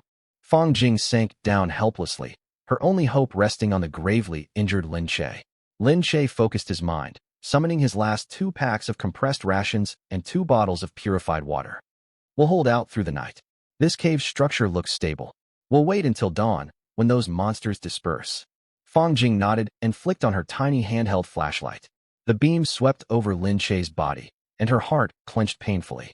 Huge, gaping gashes tore through his abdomen and arm, raw with exposed flesh. The wound edges were already red and swollen, fresh blood oozing nonstop. Tears welled in Fang Jing's eyes. Without a word, she stripped off her outer shirt. Beneath it, she wore only a tight black camisole. Her striking curves were fully outlined by the thin fabric. Against the dim flashlight glow, her fair skin contrasted starkly with the dark top, an undeniably alluring sight. But Fang Jing paid no mind to her exposed figure. She tore the shirt into long strips and crept carefully forward to bandage his wounds. Her movements were impossibly gentle, yet her hands shook uncontrollably. Bear with it. I've never learned first aid. I don't know how to bandage properly. But tight wrapping is better than bleeding out or getting an infection. Lin Shay hung his head, his gaze landing straight on her close-profile face and her deep cleavage. Fang Jing caught his stare, her cheeks flushing bright red as she forced herself to look away. Can't you focus? This is hardly the time to.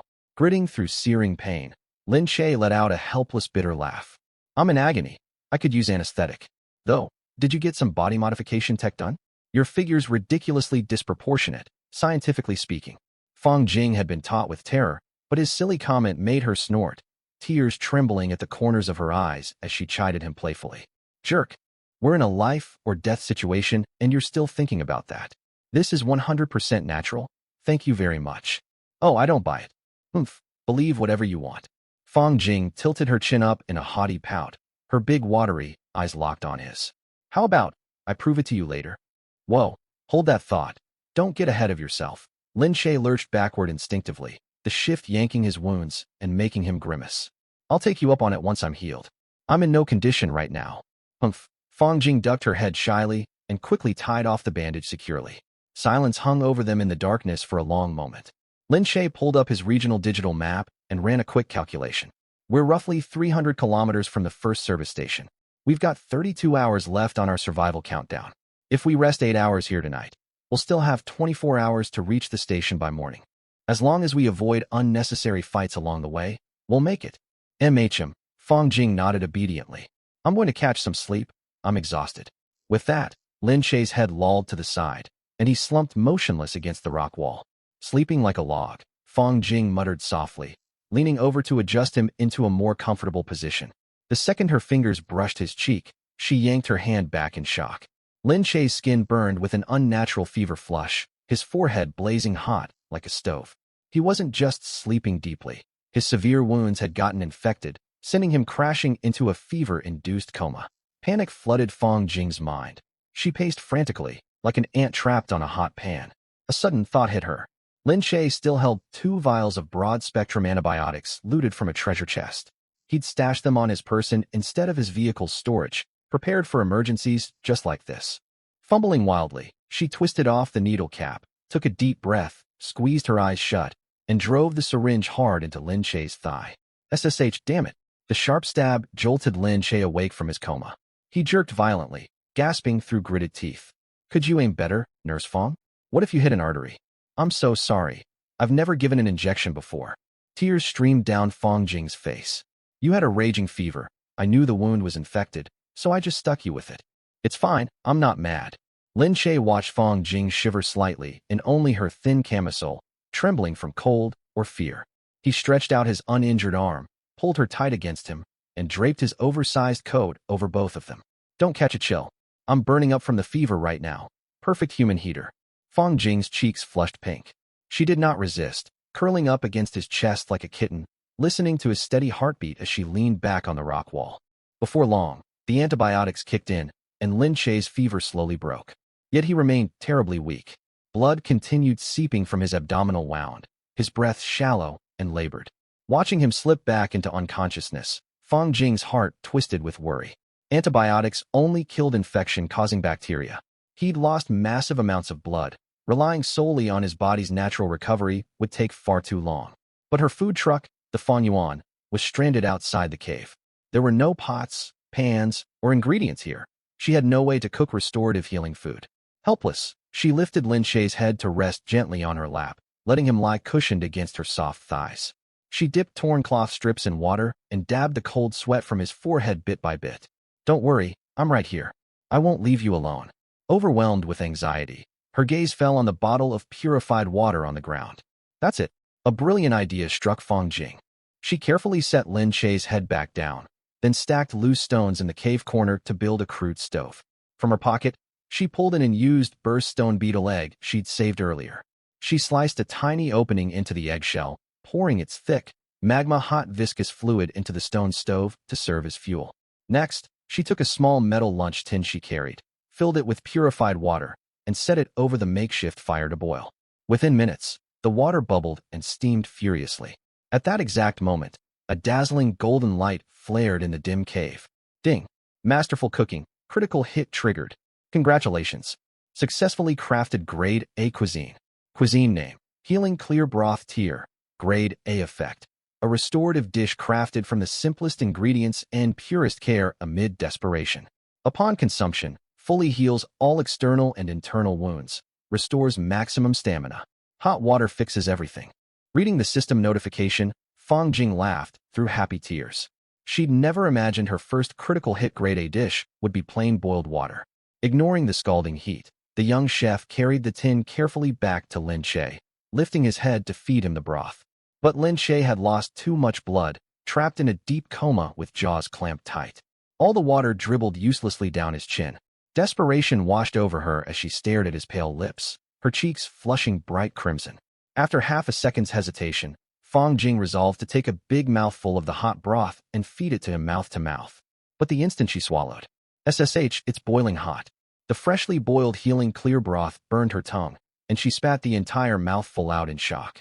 Without fail, every drop of scalding hot water splashed straight across Lin Che's face. Holy hell! Lin Che jolted awake, rudely splashed by the sudden rush of boiling liquid. He shot upright and swiped wildly at his face. What was that? I'll confess to anything, Nurse Fong. What on earth are you experimenting with now? Fong Jing's face burned bright red, mixed with faint disappointment, yet she quickly held out the metal tin to him. Here, drink this fast. Lin Che stared in confusion as he took the steaming hot tin. He didn't understand, but he drank it down in one gulp anyway. The second the hot water slid down his throat, a miracle unfolded. A massive, gentle wave of warm energy exploded through his entire body. New flesh sprouted across the gashes on his abdomen and arms before his eyes, wounds scabbing over and flaking away completely, leaving not a single scar behind. More than that, his fractured ribs and damaged internal organs healed instantly, flooding his body with explosive vitality. Wait, what? Lin Che stared down at his smooth, unmarked abs in shock. How did you do this? Seeing him lively and unharmed, Fong Jing heaved a massive sigh of relief. tilting her chin up proudly. Hee hee, my secret chef skill. This healing clear broth I whipped up. Stick with me, and you'll never want for anything. With that, the tension coiled tight in her body all night finally unraveled. She slumped weakly against Lin Che's shoulder and fell fast asleep. Dawn broke faint outside. The crimson glow seeping through the stone crack faded into pale, white morning light. The chittering and scuttling of stone beetles beyond the cave had vanished entirely. Lin Che leaned back against the rock wall, reveling in the boundless stamina surging through him, still unable to believe what had happened. This girl had dragged him straight back from death's door with nothing but a tin of boiled water. Her cooking ability was utterly overpowered. He turned his head to gaze at Fang Jing sleeping soundly on his shoulder. Her face looked worn, faint tear tracks still streaking the corners of her eyes, yet her sleeping expression was soft and peaceful. He lifted his rough fingers to brush gently over her fair cheek. Fang Jing's long eyelashes fluttered, and she slowly opened her eyes. When she saw Lin Che wide awake and brimming with energy, she shot upright in delight. "You're all better." Lin Che sat up, rolling his broad shoulders with a satisfying series of bone cracks. "Yeah, fever's gone, every wound fully healed. Your hot water works wonders." Fang Jing patted her chest, completely relieved. "Thank goodness. We can head out now. I don't hear any monsters outside anymore." She moved to stand and shift the boulders, but Lin Che suddenly reached out and pulled her back into his arms. Caught off guard, Fang Jing landed square on his lap, his sturdy arms wrapping tight around her slender waist. Lin Che lowered his head, warm breath fanning her ear. "No rush. The sun hasn't fully risen yet." Fang Jing's face blushed crimson, her heart hammering so hard she feared it would burst from her throat, her voice trembling. What are you planning to do?" Lin Che stared deep into her eyes, a mischievous smirk tugging at his lips. "What do you think?" She felt the overwhelming, possessive heat rolling off his body, her cheeks burning hotter. She clutched tightly at the front of his jacket, bashful pink creeping all the way up her neck. "Then, can we make up for earlier right now?" Before Lin Che could reply, Fang Jing pressed her lips firmly to his. The tiny stove fire inside the cave had long since burned out, leaving only their deep breathing and soft murmurs echoing through the quiet space. Outside, morning sunlight spilled over the rubble canyon. A handful of straggler stone beetles that had missed the crab carcass wandered aimlessly through the wreckage for a moment before burrowing back underground and vanishing. Faint, muffled yet lingering echoes drifted softly through the vast, desolate canyon, swallowed whole by the bitter morning wind sweeping across the barren wasteland. The sun rose fully overhead. The two, now fully dressed, blew apart the boulders blocking the cave entrance. Lin Che drew in a deep breath of cool morning air. Time to collect our loot. They'd slain the landslide giant rock crab yesterday, but hadn't gotten a chance to claim its spoils. The ground lay carpeted with the beast's massive remains. The moment they stepped before its carcass, a system alert chimed inside Lin Che's mind. Landslide giant rock crab LV.9 elite slain. Predation energy gained, plus 50 current total, 70 kill rewards. Base gold plus 500, EXP plus 1000. System conversion. EXP converted proportionally to gold. Additional gold plus 1000. Current balance, 1500 gold. Loot drops, 1. Complete heavy vibration alloy chassis blueprint. Fully upgrade vehicle outer plating to vibration alloy armor, drastically boosting physical impact and explosion resistance. Passive bonus, vibration recoil, strikes send shockwaves repelling nearby foes, ideal for ramming melee combat. Required materials, 100 alloy rock plating, any energy core for power supply. Vehicle requirement, Grade D vehicle. Modified giant pincer ram module, retractable mechanical claws and armor-piercing rams mountable to the vehicle front, delivering devastating crushing and collision force. Vehicle requirement, Grade D vehicle. 3. Relic energy turbine core. Installed directly into vehicle engines to replace or supplement the primary power system, granting explosive temporary power surges. Vehicle requirement, Grade D vehicle. Bonus drop rewards. Medium repair spray times 3 instantly restores 30 vehicle structural integrity alloy rock shards times 100 staring at the dazzling array of high-tier loot. Fang Jing's eyes lit up. She wrapped both arms around Lin Che's arm and shook it excitedly. "This is amazing. So many rare high-grade parts.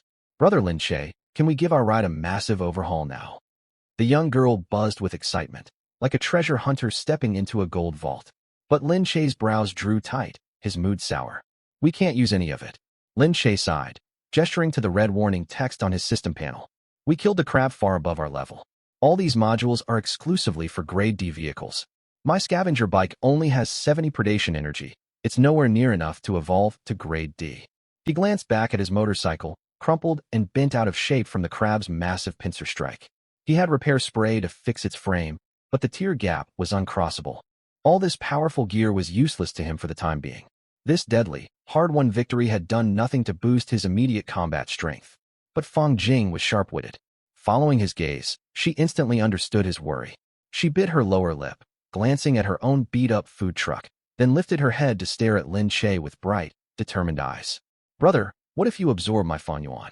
With my truck's energy added in, your predation energy will hit 100 for sure, maybe even jump straight to Grade D evolution.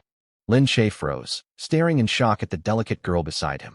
On this godforsaken highway, a vehicle was a player's lifeline, a mobile safe haven. He never imagined she'd willingly sacrifice her sole means of survival for his sake. If you let me absorb your truck, you'll have nothing left to rely on, Lin Che said quietly, a warm swell of emotion rising in his chest. Who said I have nothing? Fang Jing's cheeks flushed pink, her head ducking shyly as her small hands twisted tight in the hem of his jacket. I've got you, don't I? Lin Che hesitated for a split second, then ruffled the top of her hair gently. All right, that's settled. I'll look out for you from now on. Hee hee, you've always been taking care of me anyway. After agreeing, Lin Che walked over to Fang Jing's food truck. Activate predation absorption. Normally, a vehicle could not be absorbed if its owner was alive and the vehicle hadn't been fully destroyed. Fang Jing's truck was heavily damaged, but still intact. Yet the truck dissolved into streams of dark crimson data light regardless. A sudden system notification popped up. Ding. Detected target vehicle owner in party state. Voluntary vehicle sacrifice confirmed. Hidden mechanism triggered. Special fusion evolution. Current predation energy, 70. Fusion target. Special life support vehicle. Energy threshold met. Commencing Grade D tier evolution. Boom. In an instant, Lin Che's motorcycle and Fang Jing's food truck were both enveloped within a colossal glowing cocoon. The roar of clashing metal and interlocking gears echoed violently inside the luminous shell. A dozen seconds later, the radiant light shattered apart with a thunderous crash. A dark gray, all-terrain steel behemoth rolled into view, imposing and domineering before the two people. Raider RV, Tier D combat vehicle description, a mutated fusion of a combat locomotive and a living quarters dining car. It boasts exceptional off-road mobility alongside top-tier living support capabilities. Lin Che and Fang Jing stared in stunned silence. The RV boasted a rugged, wild frame with an extremely high chassis fitted with puncture-proof, all-terrain off-road tires. Though its thick armor cut down interior space, it came fully equipped with a kitchenette, small sofa, washroom with bathing stall, and a large plush bed. Fang Jing cheered, threw open the door and darted inside, rolling happily back and forth on the soft big bed. After 2 rolls, she suddenly sat up and blinked. Huh? Why is there only one bed? Lin Che leaned against the doorframe and shot her a disdainful glance. Space is this tight, and it still has to fit a kitchen and bathroom. You expect 2 beds? Count yourself lucky there's a spring mattress at all. Fang Jing twisted her fingers bashfully, her face flaming red all the way down to her neck. Then where are we supposed to sleep tonight? You're welcome to sleep on the engine cover at the front. I won't stop you. I'd never do that. Pouting, Fang Jing grabbed a pillow and hurled it at him. Sharing one bed is fine. We slept together last night anyway. The girl showed no trace of embarrassment. Lin Che tossed the pillow back and scanned the carriage interior again. It felt far safer here. But the best upgrades were yet to come. Time to upgrade. Now that the vehicle had reached Tier D, all those enhancement modules could finally be put to use. System, commence refitting and upgrading. Command received. Initiating heavy vibration alloy carapace upgrade. Requirements. Heavy vibration alloy carapace blueprint owned requirements. Alloy rock, plating times 100 owned requirements. Any energy core for power supply owned. Relic turbine energy core, times 1 refitting and upgrading in progress. The blueprint dissolved into golden light. 100 pieces of rock plating shimmied as if alive, flowing to cover the RV's original armor in a seamless layer. The vehicle's original dark gray body deepened to a dark iron black, its surface textured with rough rock grain. Finally, the turbine core glowing faint blue was embedded straight into the vehicle's engine assembly. Refitting and upgrade complete. Your vehicle has obtained heavy vibration alloy armor. Detect installable module, giant clamping front pincer module. Continue installation? Continue. Equipping giant clamping front pincer module. A roar of mechanical assembly rumbled from the wide front bumper of the RV. A thick hydraulic mechanical pincer materialized out of thin air. Even better, the giant claws folded inward during non-combat mode, forming an ultra-thick armor-piercing ram. When activated, the mechanical pincers snapped fully open. Powered by its hydraulic system, they delivered crushing bite force. Lin Che focused his mind, and a boulder beside the road shattered instantly between the claws. This was a massive leap forward in firepower and defense. Armored RV, giant hydraulic crab pincers, plus the roof-mounted M249 machine gun. He was wrapped in total safety. With the turbine core installed, the vehicle's power output skyrocketed. The turbine core also unlocked an active skill, Crab Charge. For 30 seconds, maximum speed increases by 40, 5-minute cooldown. Eager to test it out, Lin Che started the vehicle immediately. A deep dragon-like engine roar boomed through the canyon, and pale blue exhaust flames spurted from the twin tailpipes. Yet more surprises awaited them. The cabin lights flickered, and the system popped up another thrilling notification. Triggered Vehicle Evolution Reward. Permanent trait upgrades unlocked below. Option 1. Dual energy drive merges the dining car's solar array with the relic turbine core. Beyond fuel combustion power, the vehicle gains a high-energy electric drive mode. Solar energy slowly replenishes power under sunlight. Switch to silent full electric mode for low-speed travel or stealth, conserving fuel while moving completely undetected. Option 2. Automated logistics support. An automatic food processing unit spawns in the kitchen area. Simply input raw base ingredients, and the system carries out assembly line automatic processing to mass-produce meals. Option 3. Spatial expansion technology evolved from mini spatial cubes, granting the vehicle spatial expansion functionality. Additional interior space added while the vehicle's exterior dimensions remain unchanged, with room for further upgrades. Current extra space gained, 10 square meters. Fong Jing's eyes lit up with excitement. Lin Che, which one should we pick? Staring at the 3 special evolution reward branches, Fong Jing's eyes went wide with wonder. Lin Che, pick the second one, the food processing module. Even if I'm not around later, you'll never go hungry. Lin Che rolled his eyes and tapped her lightly on the head. Silly girl, read the description carefully. It's only a processing unit. It can't conjure unlimited food out of nowhere. You still need to feed it raw ingredients. Besides, with you here, this module would be totally redundant. Fong Jing held her forehead and pouted. Ugh, I just wanted to slack off a little. Fine.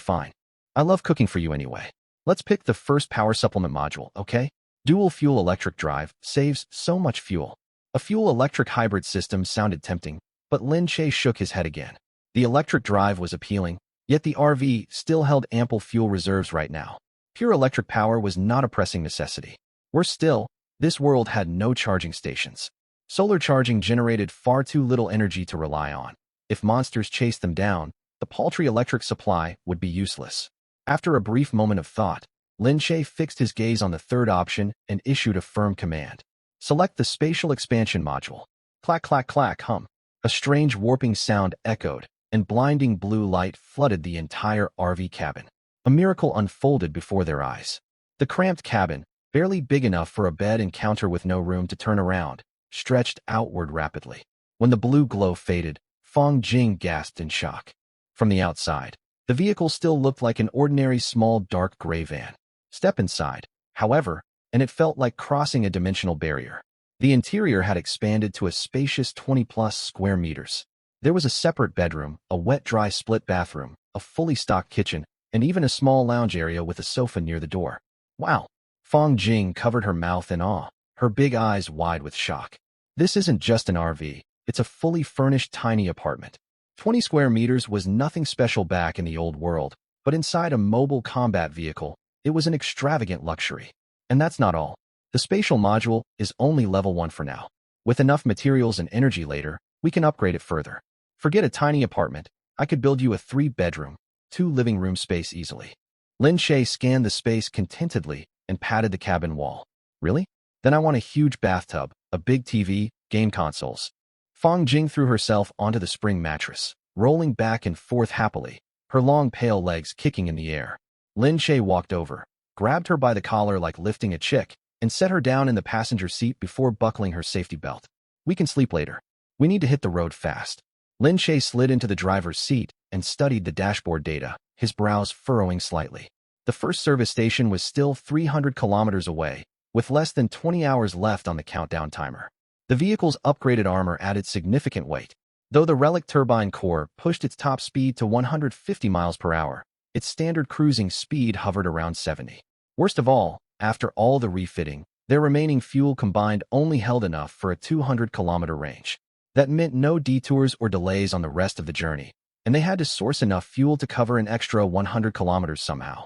Fortunately, online trading had been unlocked. The pair had earned a massive haul of gold coins from the giant rock crab hunt, 1,500 coins total. If push came to shove, they could bite the bullet and buy fuel at a steep markup for emergencies. I'll drive, head to the online trade market and buy some extra fuel, and haggle for a lower price. Lin Che pressed down on the gas. The RV rumbled with a low roar and glided smoothly onto the highway. Leave it to me, boss. I'm a pro at bargaining while shopping. Fang Jing excitedly pulled up the system panel. Dust swirled across the highway, the engine's growl mixed with her non-stop chatter from the passenger seat. Brother Lin Che, I got it. 3 units of mid-grade fuel. I haggled them down to 500 gold coins. Aren't I amazing? Brother Lin Che, someone's selling a GPS navigator on the world chat for a whopping 1,000 coins. Lucky we looted a regional digital map off that unlucky guy earlier. Saved us a fortune. Alright, our food stock's completely empty. We need to stock up on meat and veggies soon. Otherwise you'll be stuck eating rock-hard compressed biscuits every day. I'm afraid you won't stand it. Lin Che's ears were ringing from her constant rambling. This girl was practically binge shopping. He glanced at the online marketplace himself, but aside from basic supplies and low-tier weapons, there was nothing particularly valuable. It seemed rare goods would only be available at the service station. Alright, that's enough chatter. Lin Che's head ached from her constant talking, and he rubbed his temples helplessly. I get girls love shopping, but this isn't the time for browsing. Keep an eye on the map instead. Okay, fine. Fang Jing obediently closed the trading interface and stared out the windshield, then suddenly froze. Brother, there are people up ahead. Lin Che assumed she was checking the digital map. What's going on? Did the regional map update to mark other players' coordinates accurately? It's not the map. I can see them with my own eyes, right beside the highway. Fang Jing pointed forward. Look at all the dust. 2 groups are fighting. Lin Che lifted his gaze to look. Roughly 500 meters ahead on the wasteland beside the highway, several vehicles sat haphazardly amid swirling sand. Lin Che squinted to make out the scene. 3 vehicles formed the outer group. A pickup truck with metal spikes welded to its front, a beat-up black sedan, and a motorcycle with 2 spare fuel tanks strapped to its frame. It looked like a small raider convoy. The 3 vehicles had surrounded a tiny van. The convoy's leader was a burly brute named Wang Tao, flanked by 2 lackeys. Ma Zhe, wielding a rusted chain as thick as a wrist, and Zhang Yang, clutching a steel pipe. Both grinned maliciously. Once petty thugs in their old world, they had continued their lawless ways in this apocalyptic realm. The van they'd cornered was totaled, its front caved in, thick black smoke billowing from the hood, immobilized on the sand. A young man and woman climbed out. The man, Zhu Lei, was thin and frail. Behind him trembled Yuan. Dust coated her body, yet her pretty face and curvy figure were still striking. Don't touch her. Empty-handed, Zhu Lei stood rigidly in front of Yuan, his eyes blazing with despair and rage, like a young wolf defending its prey against predators. Don't touch her? Ha ha. Wang Tao cackled loudly, kicking the frail Zhu Lei flat on his back. He planted a heavy boot on Zhu Lei's chest, staring down at him with mocking contempt. Kid, vehicles mean everything in this world. You don't even have a car anymore. What are you worth?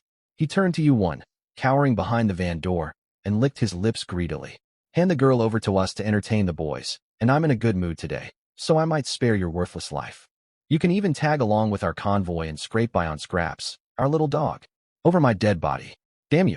Zhu Lei roared and struggled to rise, but his slight frame was no match for Wang Tao's strength. Thud. Wang Tao's expression turned cold. He lifted his foot and slammed it hard into Zhu Lei's stomach. Zhu Lei curled in agony like a boiled shrimp, yet bit through his bleeding lip and threw himself forward, clinging tightly to Wang Tao's leg. One, run, flee into the desert. Zhu Lei screamed at the top of his lungs, his veins bulging on his neck. But the girl did not run. Where could she go? The endless empty desert would only lead to a slow death. Yuan stood rooted to the spot, watching Zhu Lei beaten and clinging uselessly to the raider's leg. Her terrified eyes sank into utter despair, then resignation. Zhu Lei watched as Yuan turned away from him, stepping slowly past his bloodied form to stand beside Wang Tao. When you? Zhu Lei lifted his head in disbelief, blood spilling from his mouth. Yuan stared down at her ruined boyfriend, her voice shaking nonstop. Lei Gu, face reality. You have nothing left now, your car's totaled. Staying with you on this highway means certain death. She took a deep breath and faced Wang Tao. Though her body trembled faintly, her tone was clear and resolute. I surrender. I'd rather go with them. When? How could you do this? Zhu Lei could not believe his long-term girlfriend would abandon him in their hour of need. They had dated long before being transported to this brutal world, shared hardships for years, and planned to marry. Now they'd been dragged into this hellscape, only to cross paths with these violent thugs, and the woman he loved chose to desert him for survival. Wang Tao wrapped an arm around the beautiful girl roughly, his coarse hands roaming over her body. Good girl, I'll treat you well, huh? The sight made Zhu Lei's blood boil with rage. Maybe he should accept his cruel fate in this merciless world, but he refused to give up. He strained to shout curses at Wang Tao. You bastards! I'll kill you all! Wang Tao roared with laughter, kicking the charging Zhu Lei back to the ground and grinding his boot into the young man's skull, spitting thick phlegm onto his face. Worthless trash. I'm gonna take your girl into the truck and have my fun. Let's see what you can do about it. He whistled at his two lackeys. Break this useless brat's arms and legs. Make him wish he were dead. Once I'm done, you two can take turns with the girl. As Yuan was dragged forcibly into the pickup truck, Zhu Lei's eyes blazed red. He grabbed a wooden stick from the sand and let out a scream of hopeless rage. I'll kill you. His feeble resistance only earned him a more brutal beating from Ma Zhe and Zhang Yang. Steel pipes and fists rained down, leaving Zhu Lei covered in wounds. Just as the two men were about to beat him to death, a low beast-like engine roared drew closer fast. Boom. A small armored RV hurtled into view. Crash. The vehicle pulled off a wild drift, its rigid vibration alloy armor slamming straight into Ma Zhe, who'd been wielding a steel pipe. The lackey tumbled dozens of meters across the sand. It was Lin Che. He'd originally planned to mind his own business and drive around the conflict after watching from a distance. But he could not stand by and watch their brutal cruelty. Besides, if he crossed paths with these scumbags later, they would only become a nuisance. It was better to eliminate them now. Seeing his partner sent flying, Zhang Yang panicked and shouted, Shit, boss, someone's messing with us. The pickup's door flew open with a kick. Wang Tao stumbled out with his trousers unbuttoned, his face twisted with fury, screaming profanities. What's all the yelling? You scare me half stiff. Damn it. What's the rush? You'll get your turn next. Then he spotted Ma Zhe, knocked flying by Lin Che's RV, and flew into a blind rage. What blind idiot hit my man? Second brother, are you alive? Surprisingly, the burly Ma Zhe brushed sand off his back and climbed to his feet as if unharmed. Cough. I'm fine, boss. Kill this punk and steal his ride. Whoa, he survived that crash?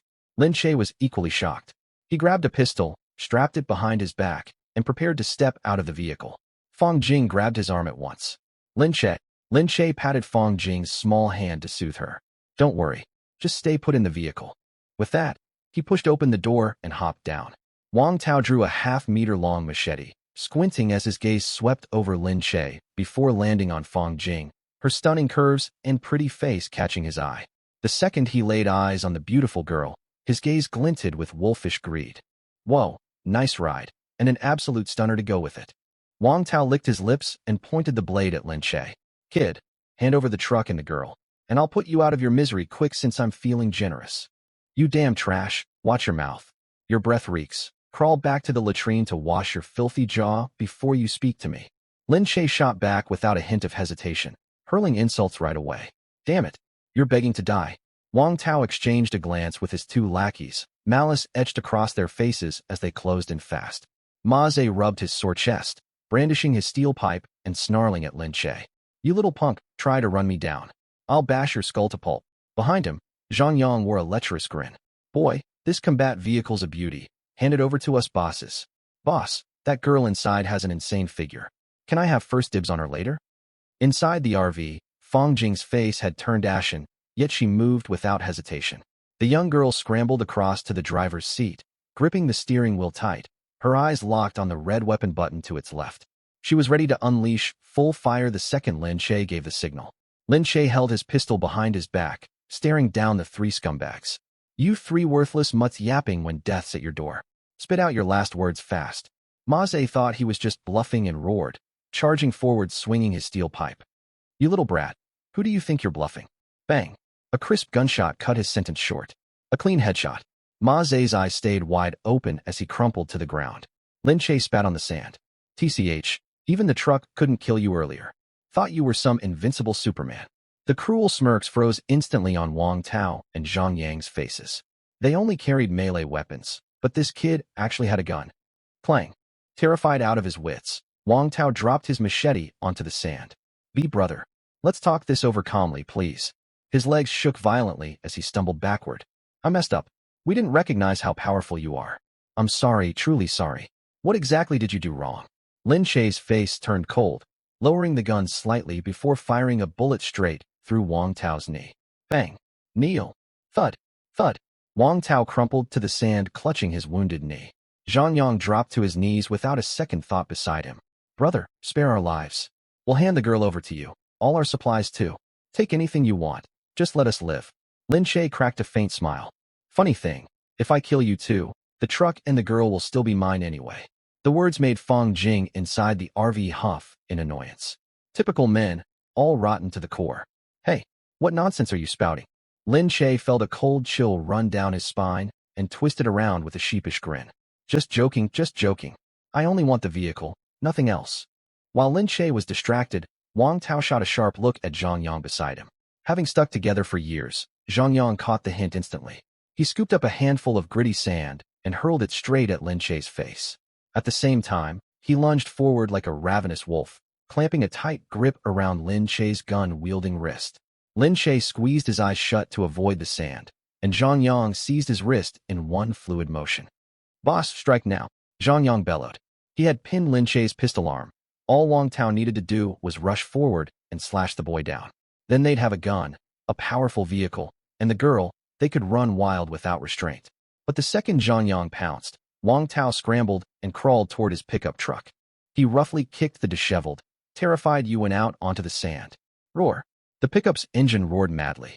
Wang Tao ignored his ally entirely, gritted his teeth against his knee pain, slammed on the gas, and tore off in a swirling cloud of dust. Zhang Yang, still clinging to Lin Che's wrist, froze completely in shock. Boss, you just left me? Your boss abandoned you. Lin Che let out a cold snarl and drove a vicious right fist straight into Zhang Yang's jaw. Crack. A sickening bone fracture echoed. Zhang Yang flew backward as if struck by a sledgehammer, crashing heavily onto the sand. Lin Che's physique had long surpassed the average human's peak strength. Knocking out this scrawny thug with one punch was child's play. The unlucky Zhang Yang clutched his bleeding jaw. The moment he lifted his head, he stared straight down the dark barrel of Lin Che's pistol. Gee, great brother, don't. Bang. Bang. Bang. 2 shots to the chest, 1 to the head. No god could save him now. After disposing of Zhang Yang, Lin Che glanced at Wang Tao's fleeing pickup and lifted a hand to signal Fang Jing. Inside the RV's cockpit, Fang Jing's eyes lit up with excitement. She hit the machine gun switch without hesitation. Clack, clack, clack. The heavy machine gun deployed, its black barrel locked onto the distant pickup. Fang Jing gritted her teeth, gripping the steering wheel firmly. Burn in hell, you scumbag. Rat-a-tat-tat-tat. BRRRRRRT. A brutal storm of metal tore through the air, streaking bullets lashing the pickup like burning whips. The seemingly sturdy truck crumpled like paper under the gunfire. Its cargo hold was riddled with holes, and the fuel tank ruptured, bursting into flames instantly. Boom, crash. A massive fireball bloomed above the highway. Wang Tao and his pickup were reduced to a pile of smoldering scrap metal, not even a scream escaping his lips. The fight was over. Lin Che paid no mind to the stunned, frozen Zhu Lei and Yuan standing nearby. He walked straight to the wreckage of the 3 beat-up vehicles and activated the Predator system. Streaks of dark red data flooded outward, swallowing all 3 vehicles whole. Absorption complete. Predator RV Tier D, Predation Energy plus 30. Loot settlement. Obtained. Disposable Vehicle Repair Kit ×2. Obtained. Primary Fuel ×5 units. Obtained. Drinking Water Crates ×2. Obtained. Can Rations ×10. Obtained. Gold Coins ×900. Triggered Vehicle Absorption Draw. Obtained. Standard Spare Tire Common ×1. Obtained. Torn Leather Seat Common ×1. Lin Che wrinkled his nose in disgust and skipped the draw entirely. Those thugs had looked intimidating, yet they owned nothing but worthless junk. He had no use for any of it. With the threat gone, Fong Jing carefully pushed open the RV door and stepped down. Lin Che, how was I? Did I hold the machine gun fire steady back there? Perfect aim, steady as a seasoned Special Forces soldier. Naturally, I used to rank really high in shooting games. I've still got that instinct. The two chatted casually while Zhu Lei, covered head to toe in blood, finally recovered from the shock. He limped over to Lin Che. Thanks, brother. Zhu Lei, will never forget this life-saving favor. Lin Che glanced at his severe injuries and the totaled van beside him. He pulled one newly looted vehicle repair kit from his storage space and tossed it into Zhu Lei's arms. No need to thank me. You didn't back down when they beat you. You've got some backbone. Move on. On this highway, you have to carve out your own path to survival. Zhu Lei clutched the repair kit tightly and nodded hard. Gritting his teeth, he hobbled to his van, used the kit, and barely got the engine running. At that moment, the disheveled Yuan scrambled over and threw her arms around Zhu Lei's leg, sobbing uncontrollably. Let go. Take me with you. I'm sorry. I only pretended to submit to them to save us both. Please forgive me. Zhu Lei halted, staring down at the woman he'd fought tooth and nail to protect. His eyes swirled with tangled emotion, agony, reluctant fondness, all fading into cold, lifeless apathy. He roughly shook her off. His voice was ice cold. Get away from me. Without another glance at her, Zhu Lei bowed deeply toward Lin Che, climbed into his beat-up van, and drove alone toward the desert horizon. Yuan collapsed onto the sand in despair, watching him leave. Seconds later, she scrambled on her knees toward Lin Che and Fong Jing, clinging to them as if they were her last lifeline. Brother, sister, take me with you. I'll do anything you ask. Have mercy, please.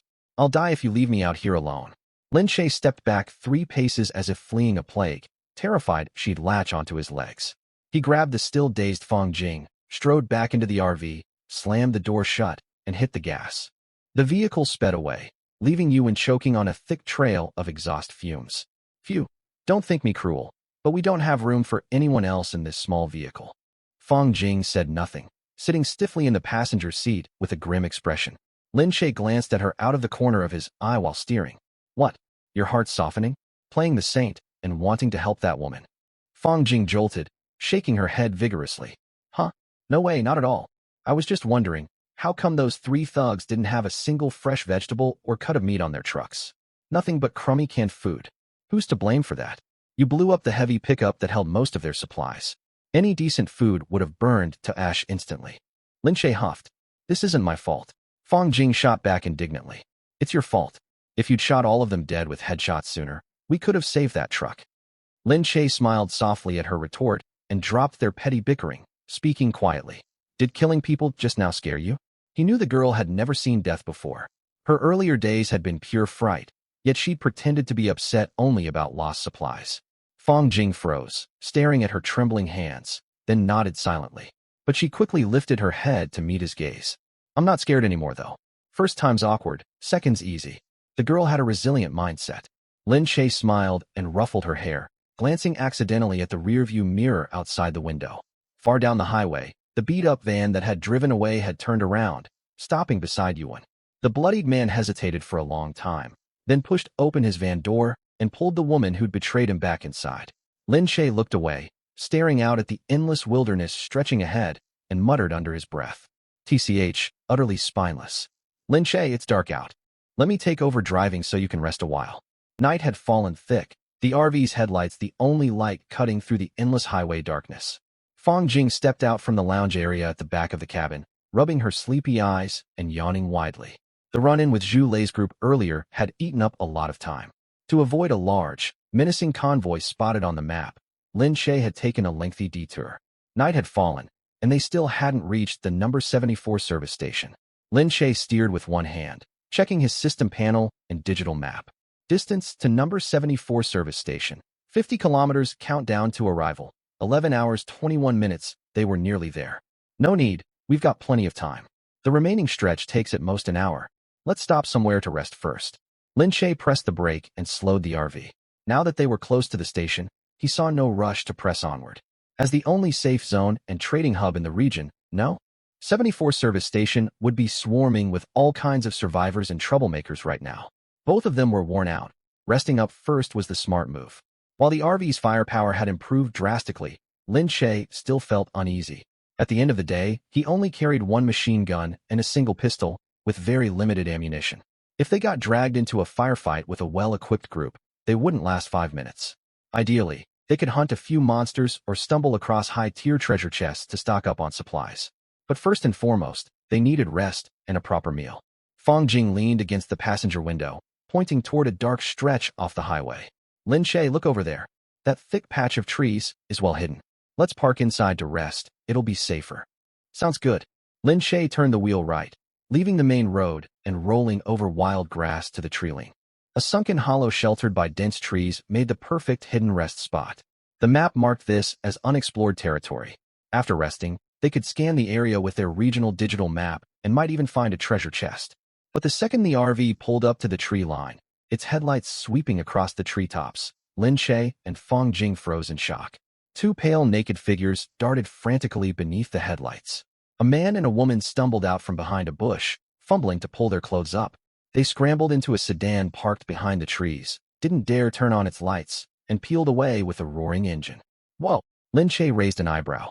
Huh? What? What were they doing back there?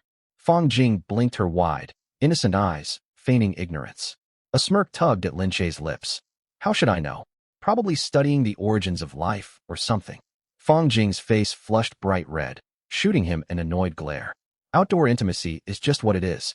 Don't dress it up with fancy words like I'm some fool. Then why ask? I was just curious, heh. Fang Jing stuck her tongue out awkwardly. If that pair had chosen this spot, it meant it was thoroughly concealed. Lin Che relaxed, cutting the engine and headlights, releasing the steering wheel. Works for me. This place is perfect. They got scared off, so we've got the spot all to ourselves. He never finished his sentence. Fang Jing's cheeks burned all the way to her ears, and she stumbled backward, waving her hands like a spooked rabbit. Wait, no. No way. I can't do that. It's pitch black outside, full of bugs. I'm not going out there. Lin Che stared at her with a dark, confused expression. What ridiculous nonsense are you imagining? I meant this spot's quiet and hidden. We'll park the vehicle here out of sight and rest inside. Oh, I see. That's what you meant. Fang Jing was so embarrassed she wanted to vanish into thin air, stammering to cover her mistake. I didn't think anything weird. That's exactly what I meant too. Rest up first. Brother, I'll head to the kitchen to cook. With that, she scrambled back to the kitchen at the rear of the cabin, as if fleeing for her life. Lin Che shook his head helplessly, reclining his seat to lie back and unwind. He watched the fleeing couple's sedan through the windshield, ready to close his eyes and rest. Some people sure have odd timing for romance. But the sedan had barely traveled 100 meters when two pale, ghostly figures burst out of the deep woods without warning. They moved with supernatural speed, charging straight for the sedan, their hideous true forms illuminated by the moonlight. Lin Che's eyes widened in alarm. They were two mutated beasts as large as adult buffaloes, wolf-shaped, with grotesque elongated snouts and jagged fangs. Their bodies were hairless, pale skin stretched tight over bone, a row of sharp silver-gray spines jutting backward along their spines. They had lanky limbs, and two jagged bone spikes split from the tip of their long tails. Lin Che's drowsiness vanished instantly, cold sweat breaking out across his skin. His right hand shot to the dashboard machine gun control switch. Before he could pull the trigger, the scene unfolding before him made his pupils shrink to pinpricks. The two monsters were clearly hunting the couple's sedan. The car moved slowly over the wasteland, and the beasts leaped onto its roof in an instant. A horrific screech of tearing metal echoed. The sedan's seemingly sturdy steel doors ripped open like tin cans beneath the monster's claws. Help us! Terrified, blood-curdling screams from the man and woman inside cut through the night. The cries died out after barely 3 seconds. The monsters dragged the pair roughly out of the car, their sharp fangs slicing open the victims' chests with ease. Gagging sounds of chewing and cracking bones echoed through the silent forest. After just a few bites, the beasts devoured the fresh innards, tossing the mangled human remains aside like trash. Fang Jing, hearing the commotion outside, poked her head out of the rear kitchen holding a spatula. She caught sight of the brutal, gory scene through the windshield. Her face drained of all color, her mind going blank as she instinctively prepared to scream. Lin Che reacted in a flash. He grabbed her collar, yanking her down onto the passenger seat, then pressed her head firmly against his thigh, muffling her. Not a sound. Lin Che hissed quietly. Fang Jing trembled violently, clamping her lips shut hard to stifle any noise, barely daring to breathe. Lin Che gritted his teeth, his palms slick with sweat as he gripped the machine gun's controls. He held fire, refusing to shoot recklessly. The monsters hadn't spotted the hidden RV yet, and Lin Che could immediately tell how terrifyingly agile they were. Their explosive pounce far outmatched the slow-moving giant rock crabs they'd fought before. If a full magazine of bullets failed to kill them instantly, once they closed the distance, the RV's armor might not hold against their razor-sharp claws. There was no telling if only two monsters lurked within the woods. Knowing they remained undiscovered for the moment, Lin Che took a deep breath, quickly pulled up the regional digital map, and spent gold coins to unlock the monster compendium for this zone. Knowledge was power. Ding. 100 gold coins consumed. Compendium unlocked. Target: Grey-spined bonewolf LV.12 Elite Predator description. A mutated wolf variant infected by a viral pathogen. Traits: high-speed hunter. Extremely bloodthirsty. Active only at night. Travels in small packs. Attributes: pale gray, highly hardened skin. Thick muscular forearms tipped with bone blades. Long spiked tails delivered devastating strikes, capable of shattering rock and ordinary steel. Weakness analysis: their thickened skin deflects standard caliber bullets. However, their abdomens lack bony plating and remain soft and vulnerable. Level 12 mutated beasts. Lin Che silently thanked himself for holding back his impulsive shot earlier. Even the RV's M249 machine gun might struggle to pierce their hardened hides. As long as they stayed hidden, laying low was the only safe choice. He shut off every interior light, dimming the dashboard backlight to its lowest setting. Fang Jing lay curled over Lin Che's thighs, her teeth chattering, shaking like a leaf. Luckily, they were far enough away. The monsters hunted primarily by scent and had not detected the RV. Just as Lin Che thought staying quiet would let them slip by undetected, a faint, mouth-watering aroma drifted silently through the RV's air vents and into the woods. The bonewolves, about to leave, whipped their heads around, locking their gazes on the RV's hiding spot. We're done for. Shit, my soup. Fang Jing caught the scent wafting from the cabin, her face turning ashen. Are you really worrying about your stupid soup at a time like this? Lin Che pushed Fang Jing off his lap, his gaze turning ice cold. He fired up the RV, all headlights blazing to life, blinding the two bonewolves. Get ready to fight.